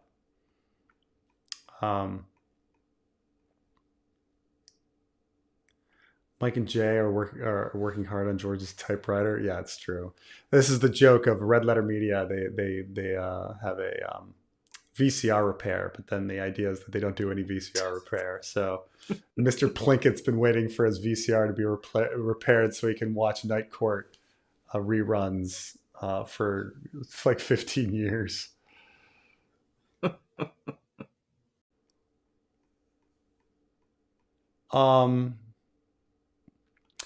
Thoughts on George R. R. Martin's Mad King play and it giving us the secrets of Harrenhal? I'm guessing it'll detail the Stark romances, Rhaegar's conspiracy, Yeah, thoughts on that? etc.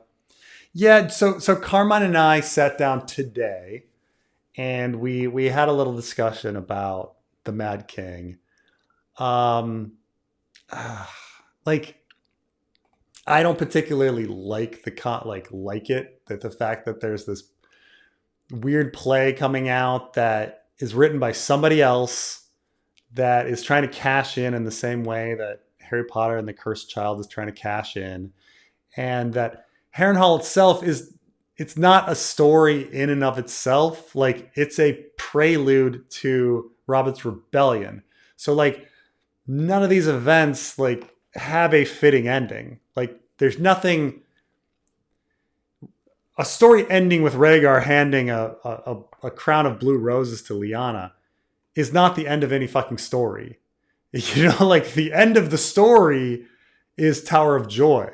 Like and that like that's Harrenhal itself is not a contained story. So I really don't like the fact that it's coming out, and it essentially is going to be the only effective thing to come out of it is going to be do we find out who the Knight of the Laughing Tree is, and do we find out more about Rhaegar's conspiracy, and we find a little bit more about like Ned and Ashara, I guess, stuff that like we kind of all know the answer to, or the answer is not really important.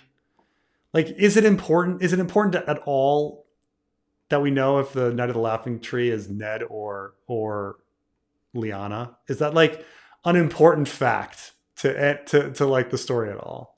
It's one of those things where like George loves mystery, and it's like the mystery is more powerful than the revelation in this situation. You're also forgetting one major issue with the play is that it's kind of like dueling fandoms. Do casual fans know or give a fuck about Ashara Dane? I'm sure, like the few dozen people who watch her videos, sure.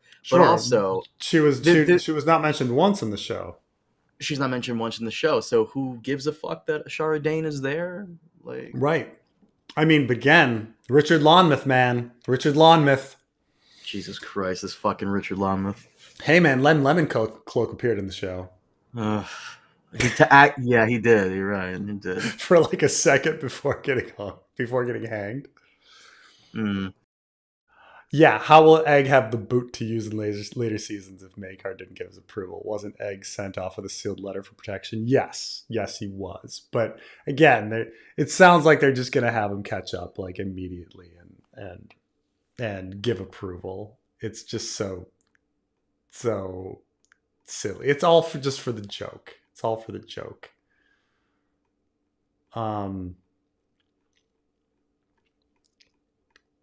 But what do you think about our idea, the collective idea that they should have Lionel show up at Whitewall and be in the Mystery Night as a potential? I don't think he should. In fact, I'll go. I don't know if you watch my review. I don't think he should. I don't think Raymond should until like way later. I want Dunk and Egg to meet new characters who are just as great as the ones we saw in the show. And we know Ira Parker can write them well. He wrote Yeah, Raymond no, pretty you're well. right. So, There's other charismatic people in this world. in Um, fact, I would argue that Glendon Flowers, Fireball's kid, has the highest potential to be better than Raymond if they write him well. Then they could. yeah, this is the other thing about Sir Bennis. Like, are they gonna choose? Like, are they gonna choose a one note kind of character? Kind of like the Alistair Goldcloak in the flashback. Like, he was just a piece of shit, like one note person. Like for Bennett, Sir Bennis, like, are they gonna choose somebody that's likable But was or Sir Bennett even that likable in the Sworn Sword? I don't recall him. However, if they like change his character enough to where he's somewhat of a, I wouldn't say mentor to Dunk, but like an no? I'm not talking upperclassman. about Sir Bennis is like the other hedge knight that is Yeah. employed. Yeah, yeah. Mm-hmm. By Sir Eustace, and you're Right. like, he's kind of this rascal piece of shit, but at the same time, he's kind of interesting. That's why So I'm saying, like, I would love for him to be kind of like a Han Solo figure where he's not really a piece of shit until you find out in the last episode he ran he's a off with piece of everyone's shit. money. Yeah, Yeah. yeah. You grow to like him, and then, oh, he was Oh, just a actually, it was douche. horrible. I mean, that's kind of what they did here. I mean, Lionel definitely leaves on a down note. Oh, he kind of And by the sucks. way, I figure you'd love Lionel in that last episode. He's talking shit to the Maesters. He's talking. Oh, he was hilarious. He was absolutely He's fucking saying how hilarious. the others are jerking him off. Like Yeah, yeah. It was, going to a roast and shit like that. Like the Maester thing was hilarious. I thought that was fucking little hilarious. little callback to Tarth. I But mean, I I just, figured you love this. yeah. But I mean, I love the fucking line where he's like, yeah, there's nothing more I can do for him. His wounds are petrified, mortified, and he's just like, what? No, fuck, get out of here. He's a fucking horrible Maester. Like, look, I think that's fucking hilarious. Like, um, thank you, Tyke 2026. Is the next chapter of the fanfic imminent? I wouldn't say imminent. I am obviously, because of the show, I haven't been able to like sit down and put all the time that I should into it. But I will say that I was working on Jamie 2 today, but it still needs to go to editors after I get it put together. But keep in mind that like once episode 6 of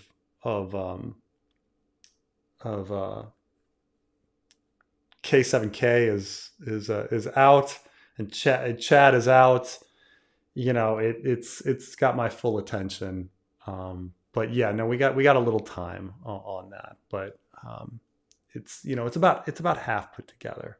It's like Jamie is if you remember like what happens in it, like Jamie, is imprisoned. He talks to Lemon Cloak.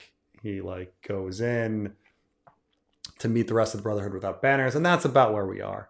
And we need to have like the fight and the trial actually. So it's about halfway put together, but certainly have not forgotten about it. Been working on it. By the way, Yeah. Trey is you know that meme where it's like one guy in this front and center, and there's like a crowd of people in front, and the one guy is like, "Yes, you are all wrong." Trey is doing that on Twitter right now with who killed Baelor, because he's saying the same thing you did. He believes Yeah. the Kingsguard, one of the Kingsguard killed Baelor, One hundred and percent. someone. It's a 100%. It was one of the Kingsguard. Like it's just like And everyone's so like, obvious when you read the short story that it was one of the Kingsguard. everyone is like, why though? And he goes, he's Bloodraven's agent. I'm Yeah. like, oh, I mean, Jesus Christ. Bloodraven wasn't created at the time of the short story, but yes, in Right. retrospect, I would say it's Bloodraven's agent. But yes, like he wrote it as if there was a conspiracy and a puppet master to things without knowing who the puppet master was. But Trey's yes, just introducing a bunch of people on social media to this like fucking to like conspiracy our theory. And conspiracy world. yeah. But this And this everyone, is like low level. This is like very fucking clearly when you read it. It's like very fucking clearly was what section of the iceberg is this on? Because this is some oh, deep shit. I don't know. I mean, if you get to well, the thing is like when you get to super fan level, are you already crazy at super fan level? That's the thing is like I don't Yes. know many super fans that would be thinking that that Makar killed him. I mean, I'd have to ask Elio because Elio is very anti-conspiracy. Like he doesn't believe many of them. My boy. But does even Elio think that the Kingsguard killed? You want me to ask him? Yeah, He's probably watching right now. He's probably. yeah. You can ask him. Like, do you think the Oh Kingsguard shit. killed Baelor? Or do you think Makar killed Baelor? Waking his ass up right now. By the way, we have to do. I'm gonna see if we can It's coordinate very you, me. early in the morning in Sweden. So He's it's fine. He's fine. He lives for this shit. By the way, I love just randomly hitting him up privately and being like, "Hey, Elio, so the mountain at Heron Hall," and he just gets back to me like, "Yeah, Carmine. Actually, back in the day, this was." I just love hitting him up for that. We do need to coordinate. By the way, we need to coordinate you, me, and Elio. Would you be down for that? sure. Because yeah, I'd like to do that. So Sir Arlen of Pennytree um, was in Alien 3, as was Tywin, but So was he's Bronzion. yeah, he's barely recognizable. He's the insane one. He's the one that they claim has like 85 IQ, but then he ends up like um hitting uh the droid that ever he's pretending not to be a droid, but then he hits him in the back of the head, and it turns out he's a droid. Like that is that's his character. But here, this they show Danny Webb on. He looks so different in Alien 3. But yeah, this is him. Him as a young man. But it's pretty amazing that like I can see it. yeah. But yeah, Charles Dance. Charles Dance, yeah, he's the one Ripley starts fucking him, right? He's the doctor. What? When No, she no. Does she? I think she has sex with him. I'm maybe misremembering, but there's definitely I don't like know about a that. romance between the two. Or like a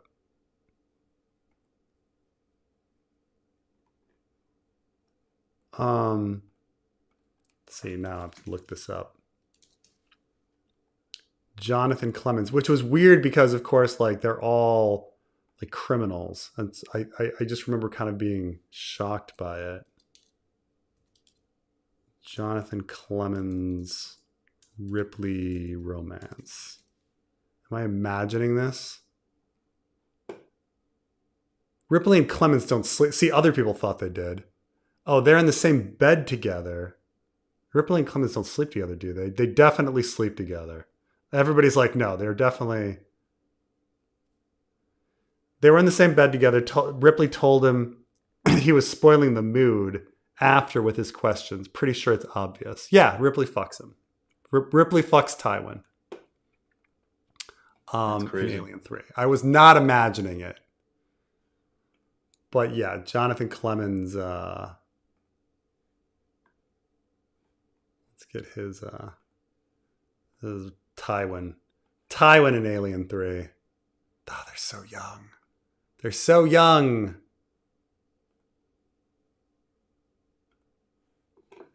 Well, okay.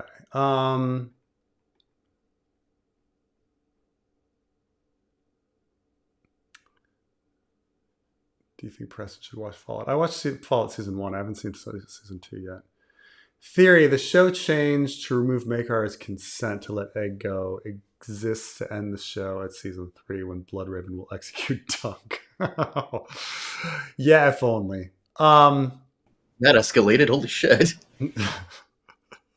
No. I mean, it's obviously. I think it's just there for the joke. Like, I think Ira Parker was like, And "I I got love a it. joke," and that's it. I didn't tell you this. I keep forgetting to bring this up to you.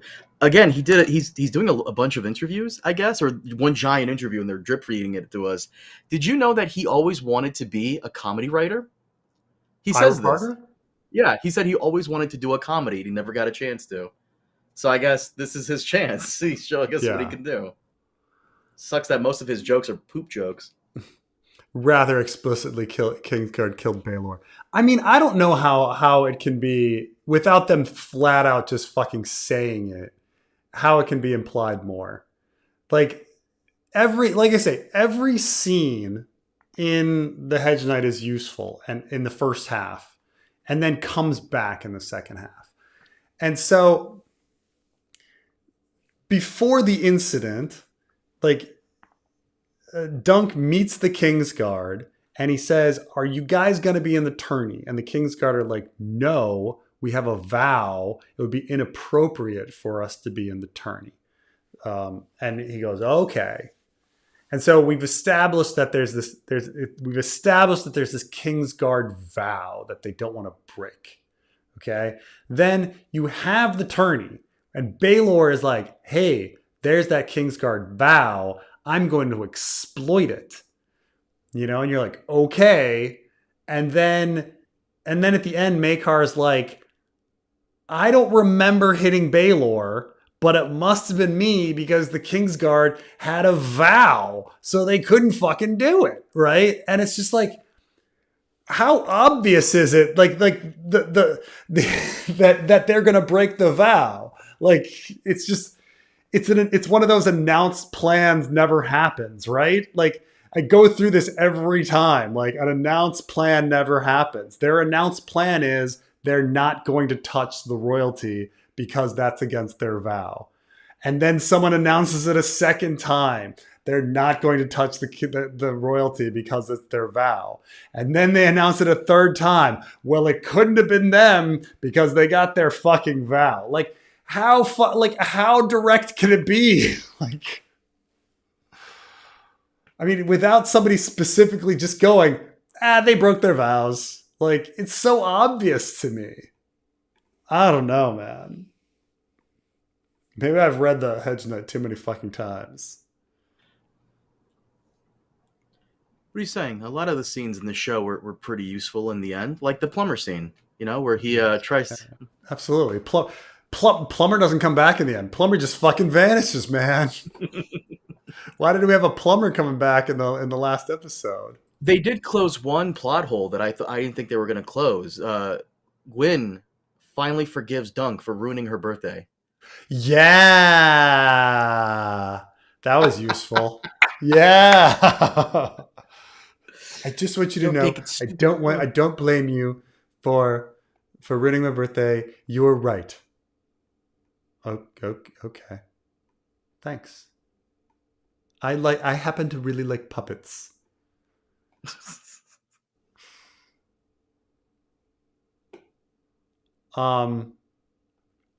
Do you believe Selwyn of Tarth is Dunk's son or grandson?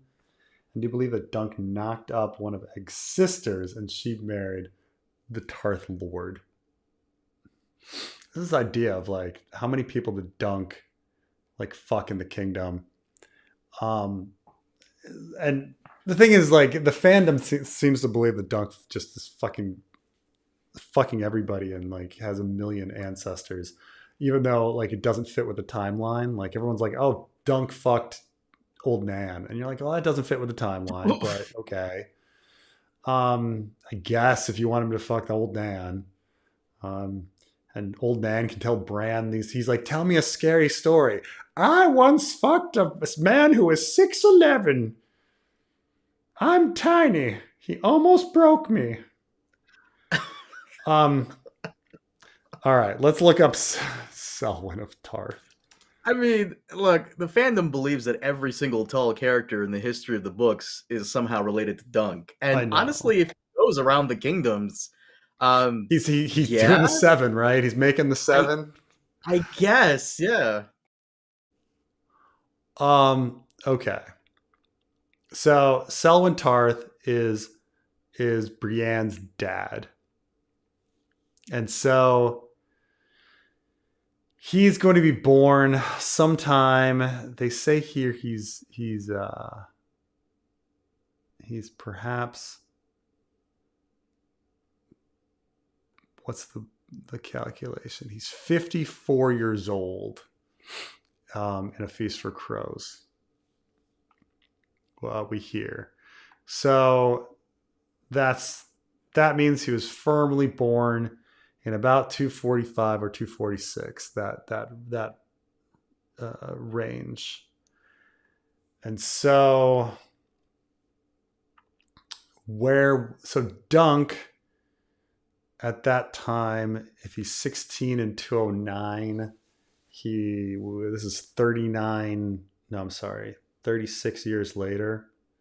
So he's 50, he's 52, right? He's 52 years old at this point. Now, this being 52, we're talking like, is he already Lord Commander of the Kingsguard? Because we're getting into the later years for Dunk. We're getting into the much later years for Dunk. So you have to say, well, do you think he would break his Kingsguard vow and bang some people? I don't know. Maybe. I don't know. It's hard to know. Dunk doesn't seem like that kind of person as a 16-year-old, but this is many fucking years later. This is him as a 50-something-year-old man. So could he be banging somebody young too? Like, he's not even, I mean, I suppose you could claim that he's banging a 35-year-old or something, but like, that's that he had sex with one of Egg's sisters and that she married the Tarth Lord. So He's related to Brienne. He's related to Hodor, the Mountain. I mean, Uh, you could argue yeah, he's probably related to Selyse since she's fucking tall. Maybe he went to Essos at one point, and maybe he's related to Melisandre since she's so tall. Everybody's so yeah. tall. I mean, George has kind of implied that Brienne has somehow Dunk's blood in there, and of course the shield is she remembers from Tarth. So like, Didn't he say that when you were there at Balticon? I don't remember that, but it's possible. I know he said it at some point, It's a but so spake Martin, I believe. yeah. But whether he fathers her like father or her grandfather, um, fathering her grandfather makes a lot more, like, just timeline wise, makes a lot more sense. You're talking pre Kingsguard. He's in a more young, reckless, horny time, 20s and 30s, versus like being in his 50s and Lord Commander. That's kind of the difference. So, um, like him being Lord Commander and fucking Egg's sister or whatever, like that just it doesn't seem like his character at this moment, though we don't know what his character is like. So I don't know if I really believe it. It's just I have no I can't disprove it. Duncan changed his character completely, and this is many many years later, and it's certainly feasible that he is the father of Selwyn Tarth. There's nothing to say that it's not, but I think it makes more sense for him to have fathered a grandparent of Brienne versus um like a parent, you know. So plus if he has a bastard or whatever, the bastard can marry in and or whatever, rather than, because this is the whole thing is they're trying to they have to have a true born person, but he has to be pretend, so that means the baby has to be pretending to be something else, but so I hope season 2 cuts out the terrible Rohan Dunk kiss. Oof. I don't know. I like the kiss. It's like a lot of passion there, a lot of stuff built up. And In the then comic, he grabs her long braid, which I thought was pretty nice. Good on him. he does that in the short story. Does he? Good, good, good. And I mean, she cuts it off and for him. It's all he has. It's all he gets out of it. If Edric Storm gets legitimized, gets legitimized, who would it be by? Maybe Daenerys to challenge Aegon's control of Storm's End. Also, would be funny if Marjorie survives to marry him, getting the last Baratheon and getting the last Baratheon. That is an issue with Edric Storm. Like, people bring this up, like, if Edric Storm is legitimized, like, does he have a shot at the Iron Throne? Yeah, you could, but what king would do it? Because, like, why would you legitimize somebody that can then be your rival? Especially considering he's Robert's fucking son, right? Like, Robert's son. Would you really legitimize that guy? Like, of all the people that would be dangerous to legitimize, it would be Edric Storm. I can't think of anyone that dumb. I mean, at least not a king that would be trying to rule the Seven Kingdoms. I do wonder about like if it works with peer kings. Can a peer king legitimize another peer king? Like, and when I say this, I mean, like, if you are the king in the north and you have no desire to rule the entire Seven Kingdoms, can you legitimize a bastard in the Stormlands to give him more claim over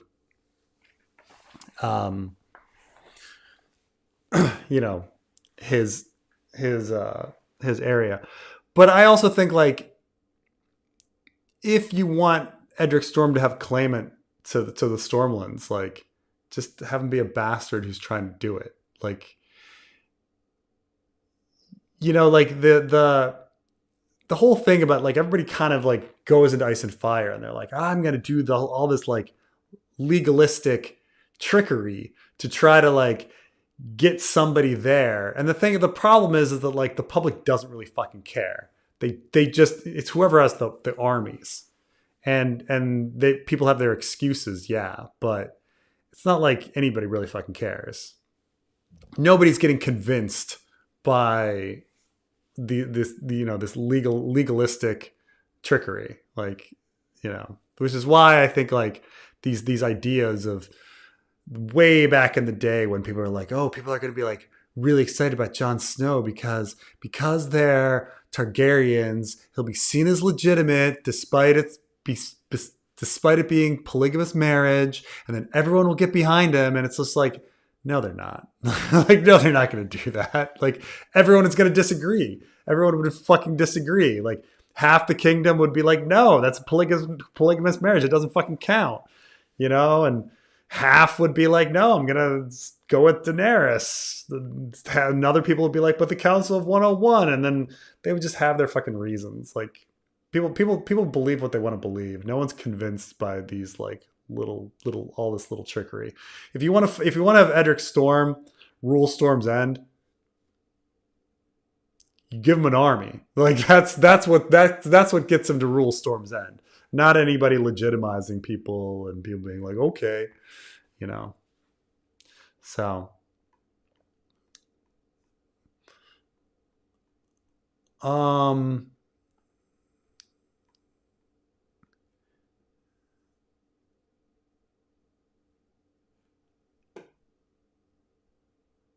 oh, can you see the Laughing Storm being written into future episodes of K7K seasons after the performance of Daniel Ings? Maybe the show only trip to Duncan Egg to the Storm's End. If so, what plot and event could it revolve around? Yeah, I mean, I think MJ, we definitely got to this one, but I definitely think that if you wanted, I cannot think of a way to have Daniel Ings show up in season 2, but you could fairly easily have Lionel show up to the White Wall tourney in Mystery Night and be somebody that the Blackfires are courting in the same way that they're courting House Frey. And it would be fairly seamless to have him there. I don't think it would be too difficult to shove him in there. Um, the only difference is that Mystery Night has a lot more shit going on. So like the thing about Hedge Knight is there was a lot of time to kill, so you could create a random Daniel Ings scene and everyone's happy about it. You can have them, but Mystery Night it's harder. Maybe they would just give Mystery Night more episodes. Maybe they'd make it an 8 episode season or a 10 episode season for Mystery Night because there's so much more going on. Surely protecting the innocent means leaving little dunks everywhere to defend various people. Yes, protecting the innocent is definitely abandoning children is definitely protecting the innocent. What do I think of the Brightfire theory? There's nothing to the Brightfire theory. The what I can say about it is that it's pretty clear that yes, originally when George was thinking about an alternate claimant to the Iron Throne, he was considering the descendants of Aerion Brightflame. And then he came up with the Blackfires, and it's pretty clear that the rival claimant was switched to a Blackfire.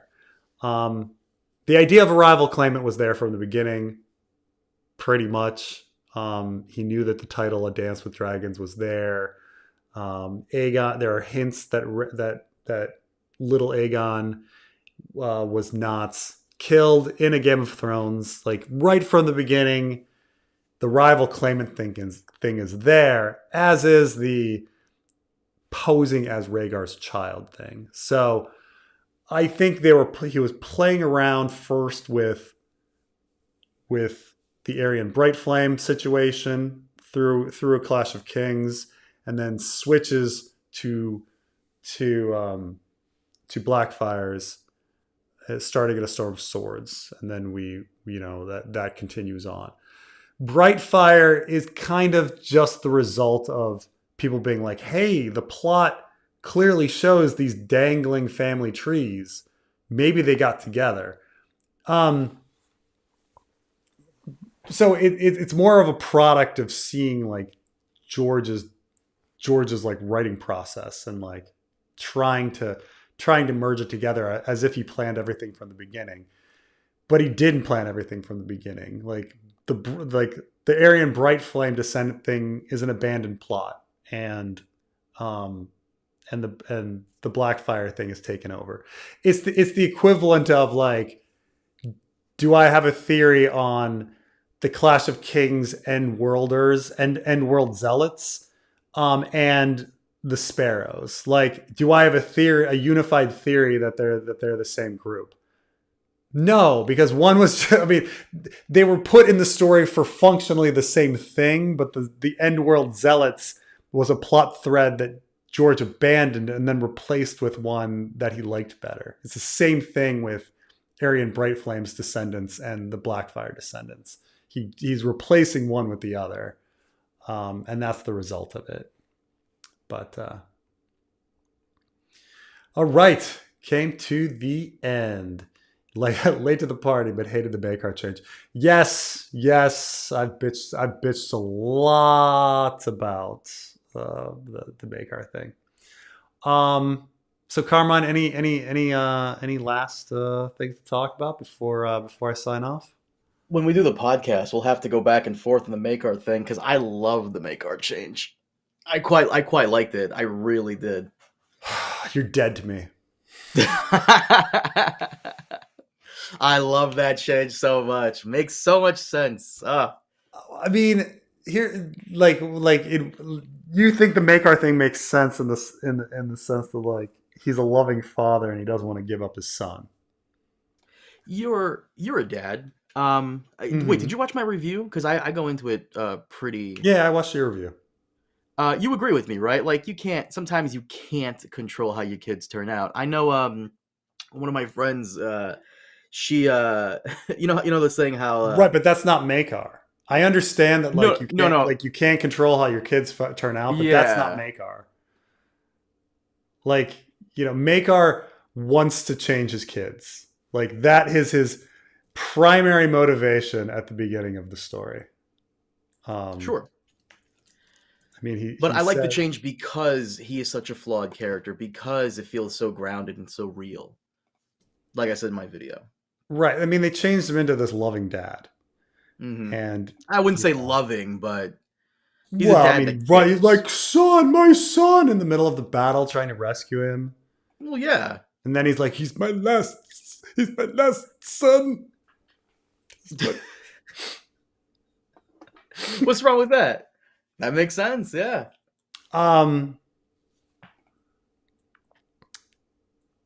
Look, this is the first thing that Maekar says. He says, by the way, something here that someone says, Maekar still thinks he can change Egg. It's his last chance to raise a son, right? I don't know. Aemon came out okay, just because he's bookish. No, you got to remember, like, no, to them, Aemon's no good. That like, oh, he's so pathetic that he had to get sent to the Citadel. Like poor even Jesus. Yeah. This is like, gotta remember, these are man's men. Gotta be, tough knights. That's what he's into. He says the first thing Maekar says in the short story is, more concerned if they were your sons, I'd wager. Daron has done this before. This is Baelor. You should have never commanded him to enter the lists. He belongs on a tourney field no more than Aerys does, or Rhaegal. So this is the thing, is Maekar commands Daron to enter the list because he wants to make a knight out of him. And then Baelor is the one that believes that people are who they are, and they're unchangeably. He belongs on a tourney field no more than Aerys does, or Rhaegal. It's in Daron's nature to not be like this. And which he then says, by which you mean he'd sooner ride a whore than a horse. I do not need to be reminded of my son's failings, brother. He is only 18 years old. He can change. He will change. Gods be damned. Or I'll swear him dead. That's not in the show, though. No. Well, it's just a different some of these lines are. Right. Some. Like, and that's the huge line.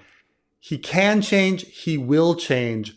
Gods be damned. So he understands, like, that the gods made Daron one way. And then at the end of the story, he specifically says, maybe there's no gods.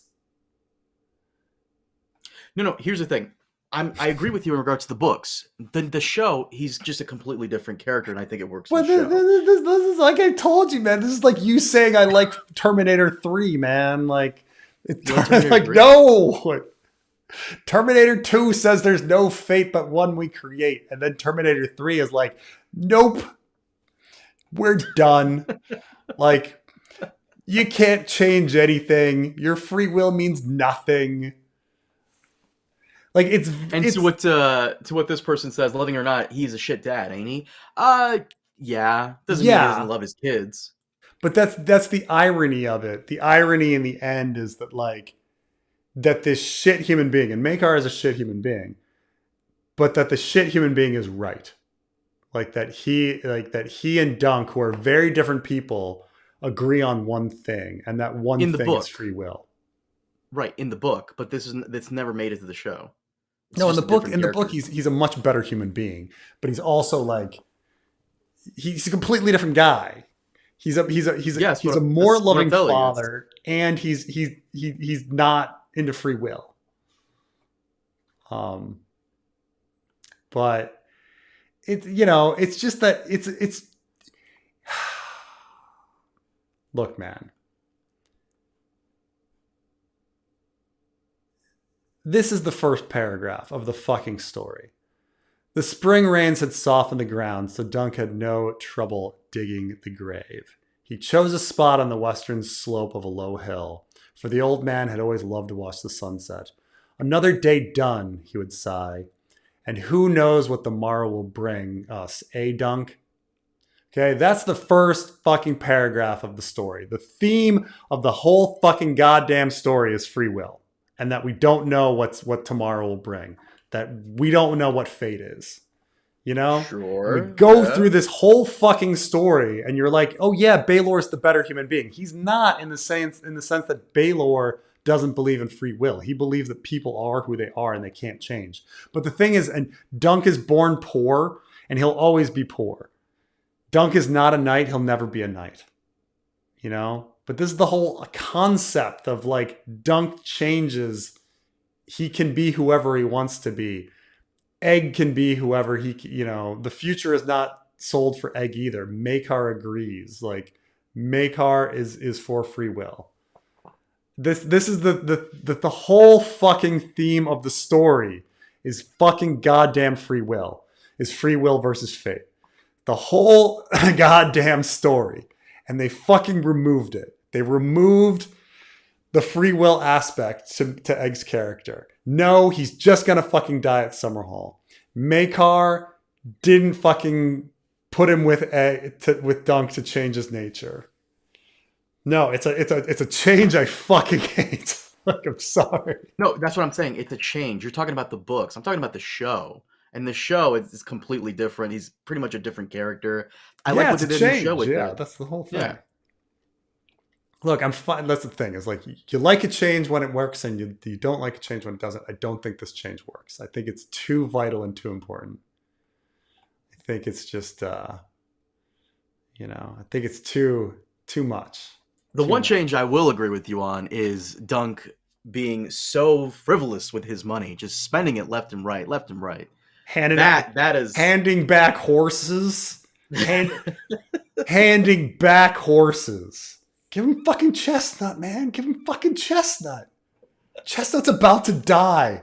He deserves to go to the fucking apple orchard and eat apples for the rest of his short goddamn life. Okay? Give fucking Chestnut a break. Let him eat the apples. Poor fucking Chestnut. Chestnut's like, fuck! You're riding me into the deserts of Dorne? Fuck you! Do you know how old I am? God damn you, motherfucker. Fucking cruel ass Dunk.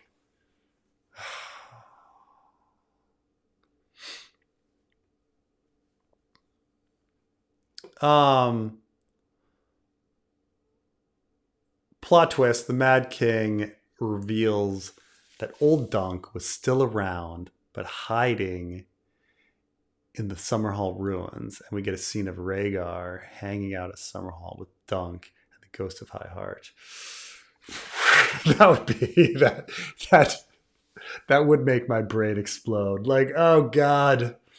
Oh, would it be God. worth it to travel to fucking London for this shit just to see that? I don't know, maybe. Like they fast forward to the future.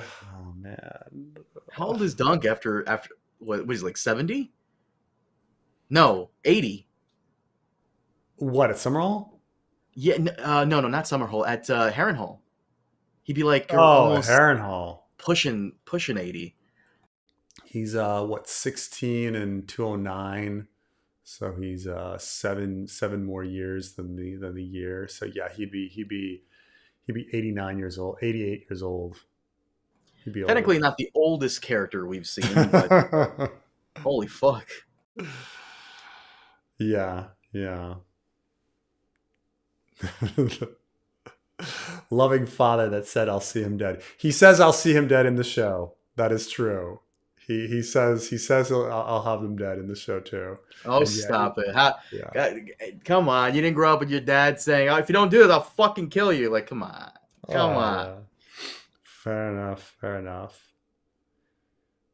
Dunk loves Chestnut, though. He's a sentimentalist, so he's keeping Chestnut. Let Chestnut go, man. Like, here's the thing, you know.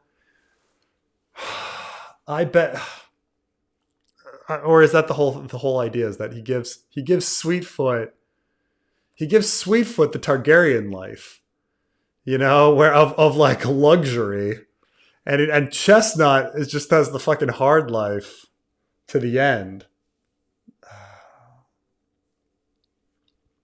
He gives so much more love to Chestnut for no reason.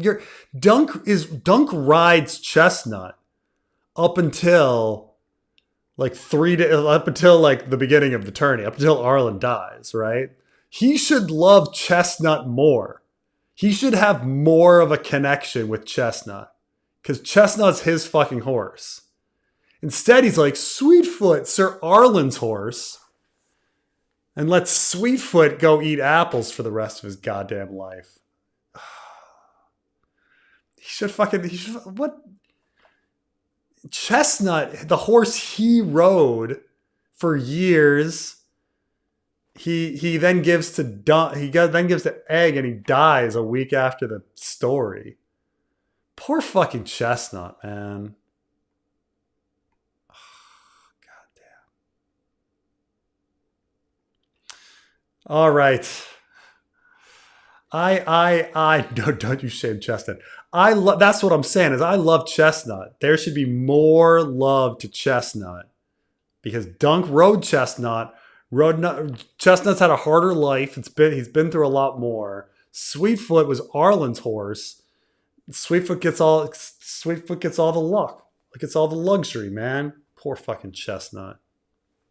Real quick, Ridden hard this to death. this one YouTuber, Soy Pill, that one I told you about, the political Yeah. guy, he just hit me up and he's like, because this is actually kind of controversial. I thought so because Trey feels the same way. He really hated the ending song. To Night of the Kingdoms, the Yeah, jazz one. I didn't mind it. Did you not like it? I didn't care one way or the other. It was fine. Yeah, It I did. didn't mind it. Yeah. It- I'm just saying like I say, they like Game of Thrones had done that before, like with different, so I was just like, oh, okay. Like the modern song inclusion had been done before. So I guess I wasn't taken out too much by yeah, it. But honestly, the worst one they've ever done was the one with Bear and the Maiden Fair, the rock version yeah, yeah, after yeah. Jamie gets his hand cut out. I thought that was the worst one. That I was thought that pretty was jarring terrible. because Yeah, it was the first time, and you're like, "Brrr." Yeah, yeah, yeah. the best ones they've ever done is the one Blackwater, where you have the Rings of Castamere, and Hmm. then again in season also in season 3, no, again in season 3 after Jamie saves Brienne, it's that like different version of Reigns of Castamere but instrumental. But I didn't mind it. I didn't mind the jazz. I'm trying to Trey was remember. Trey hated the hell out of it though. He's been complaining about that. I'm trying to. Yeah. Bear and the Maiden Fair by the Hold Steady. And then is that the only one in the credits? I don't know. Because all the rest, I mean, they have like Ed Sheeran and stuff, but they're playing old timey like. Um, oh wait, here we go. Jenny of Oldstones, episode 8, season 2. There's a I love that modern one. song um, over the credits. Oh Yeah. no, the credit version sucks. I like when Podrick sings it. Huh. So they've done it, and there we go. Yeah, that's it. Those seem to be the over the credits ones.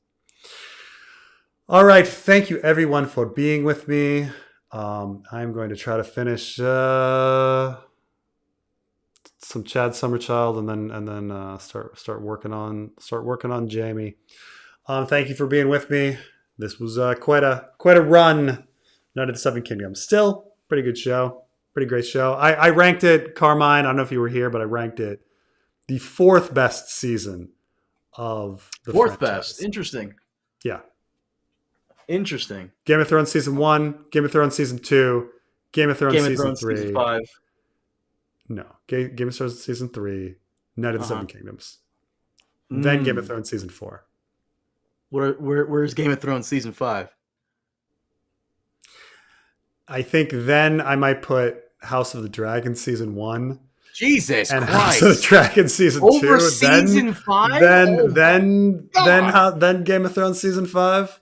Oh. Oh. Yeah. Oh.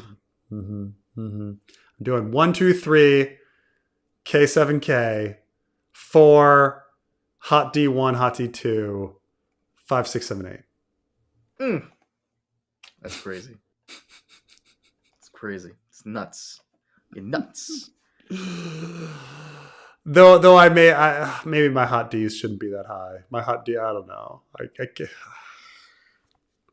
I have such mixed feelings about hot D, but At least put season 5 over Hot D season 1. I mean, I think it deserves it, but holy shit. I have to look back at those episodes again, but we got to finish our commentary track. Hot D. It'll remind you of all the craziness, all the weird shit. Yeah. Some people are like, who cares about who's playing over the credits? Well, it's true. It's like you only get it for like 5 seconds before you like turn it off, right? Anyway, I will thanks for watching. I will see you guys next time.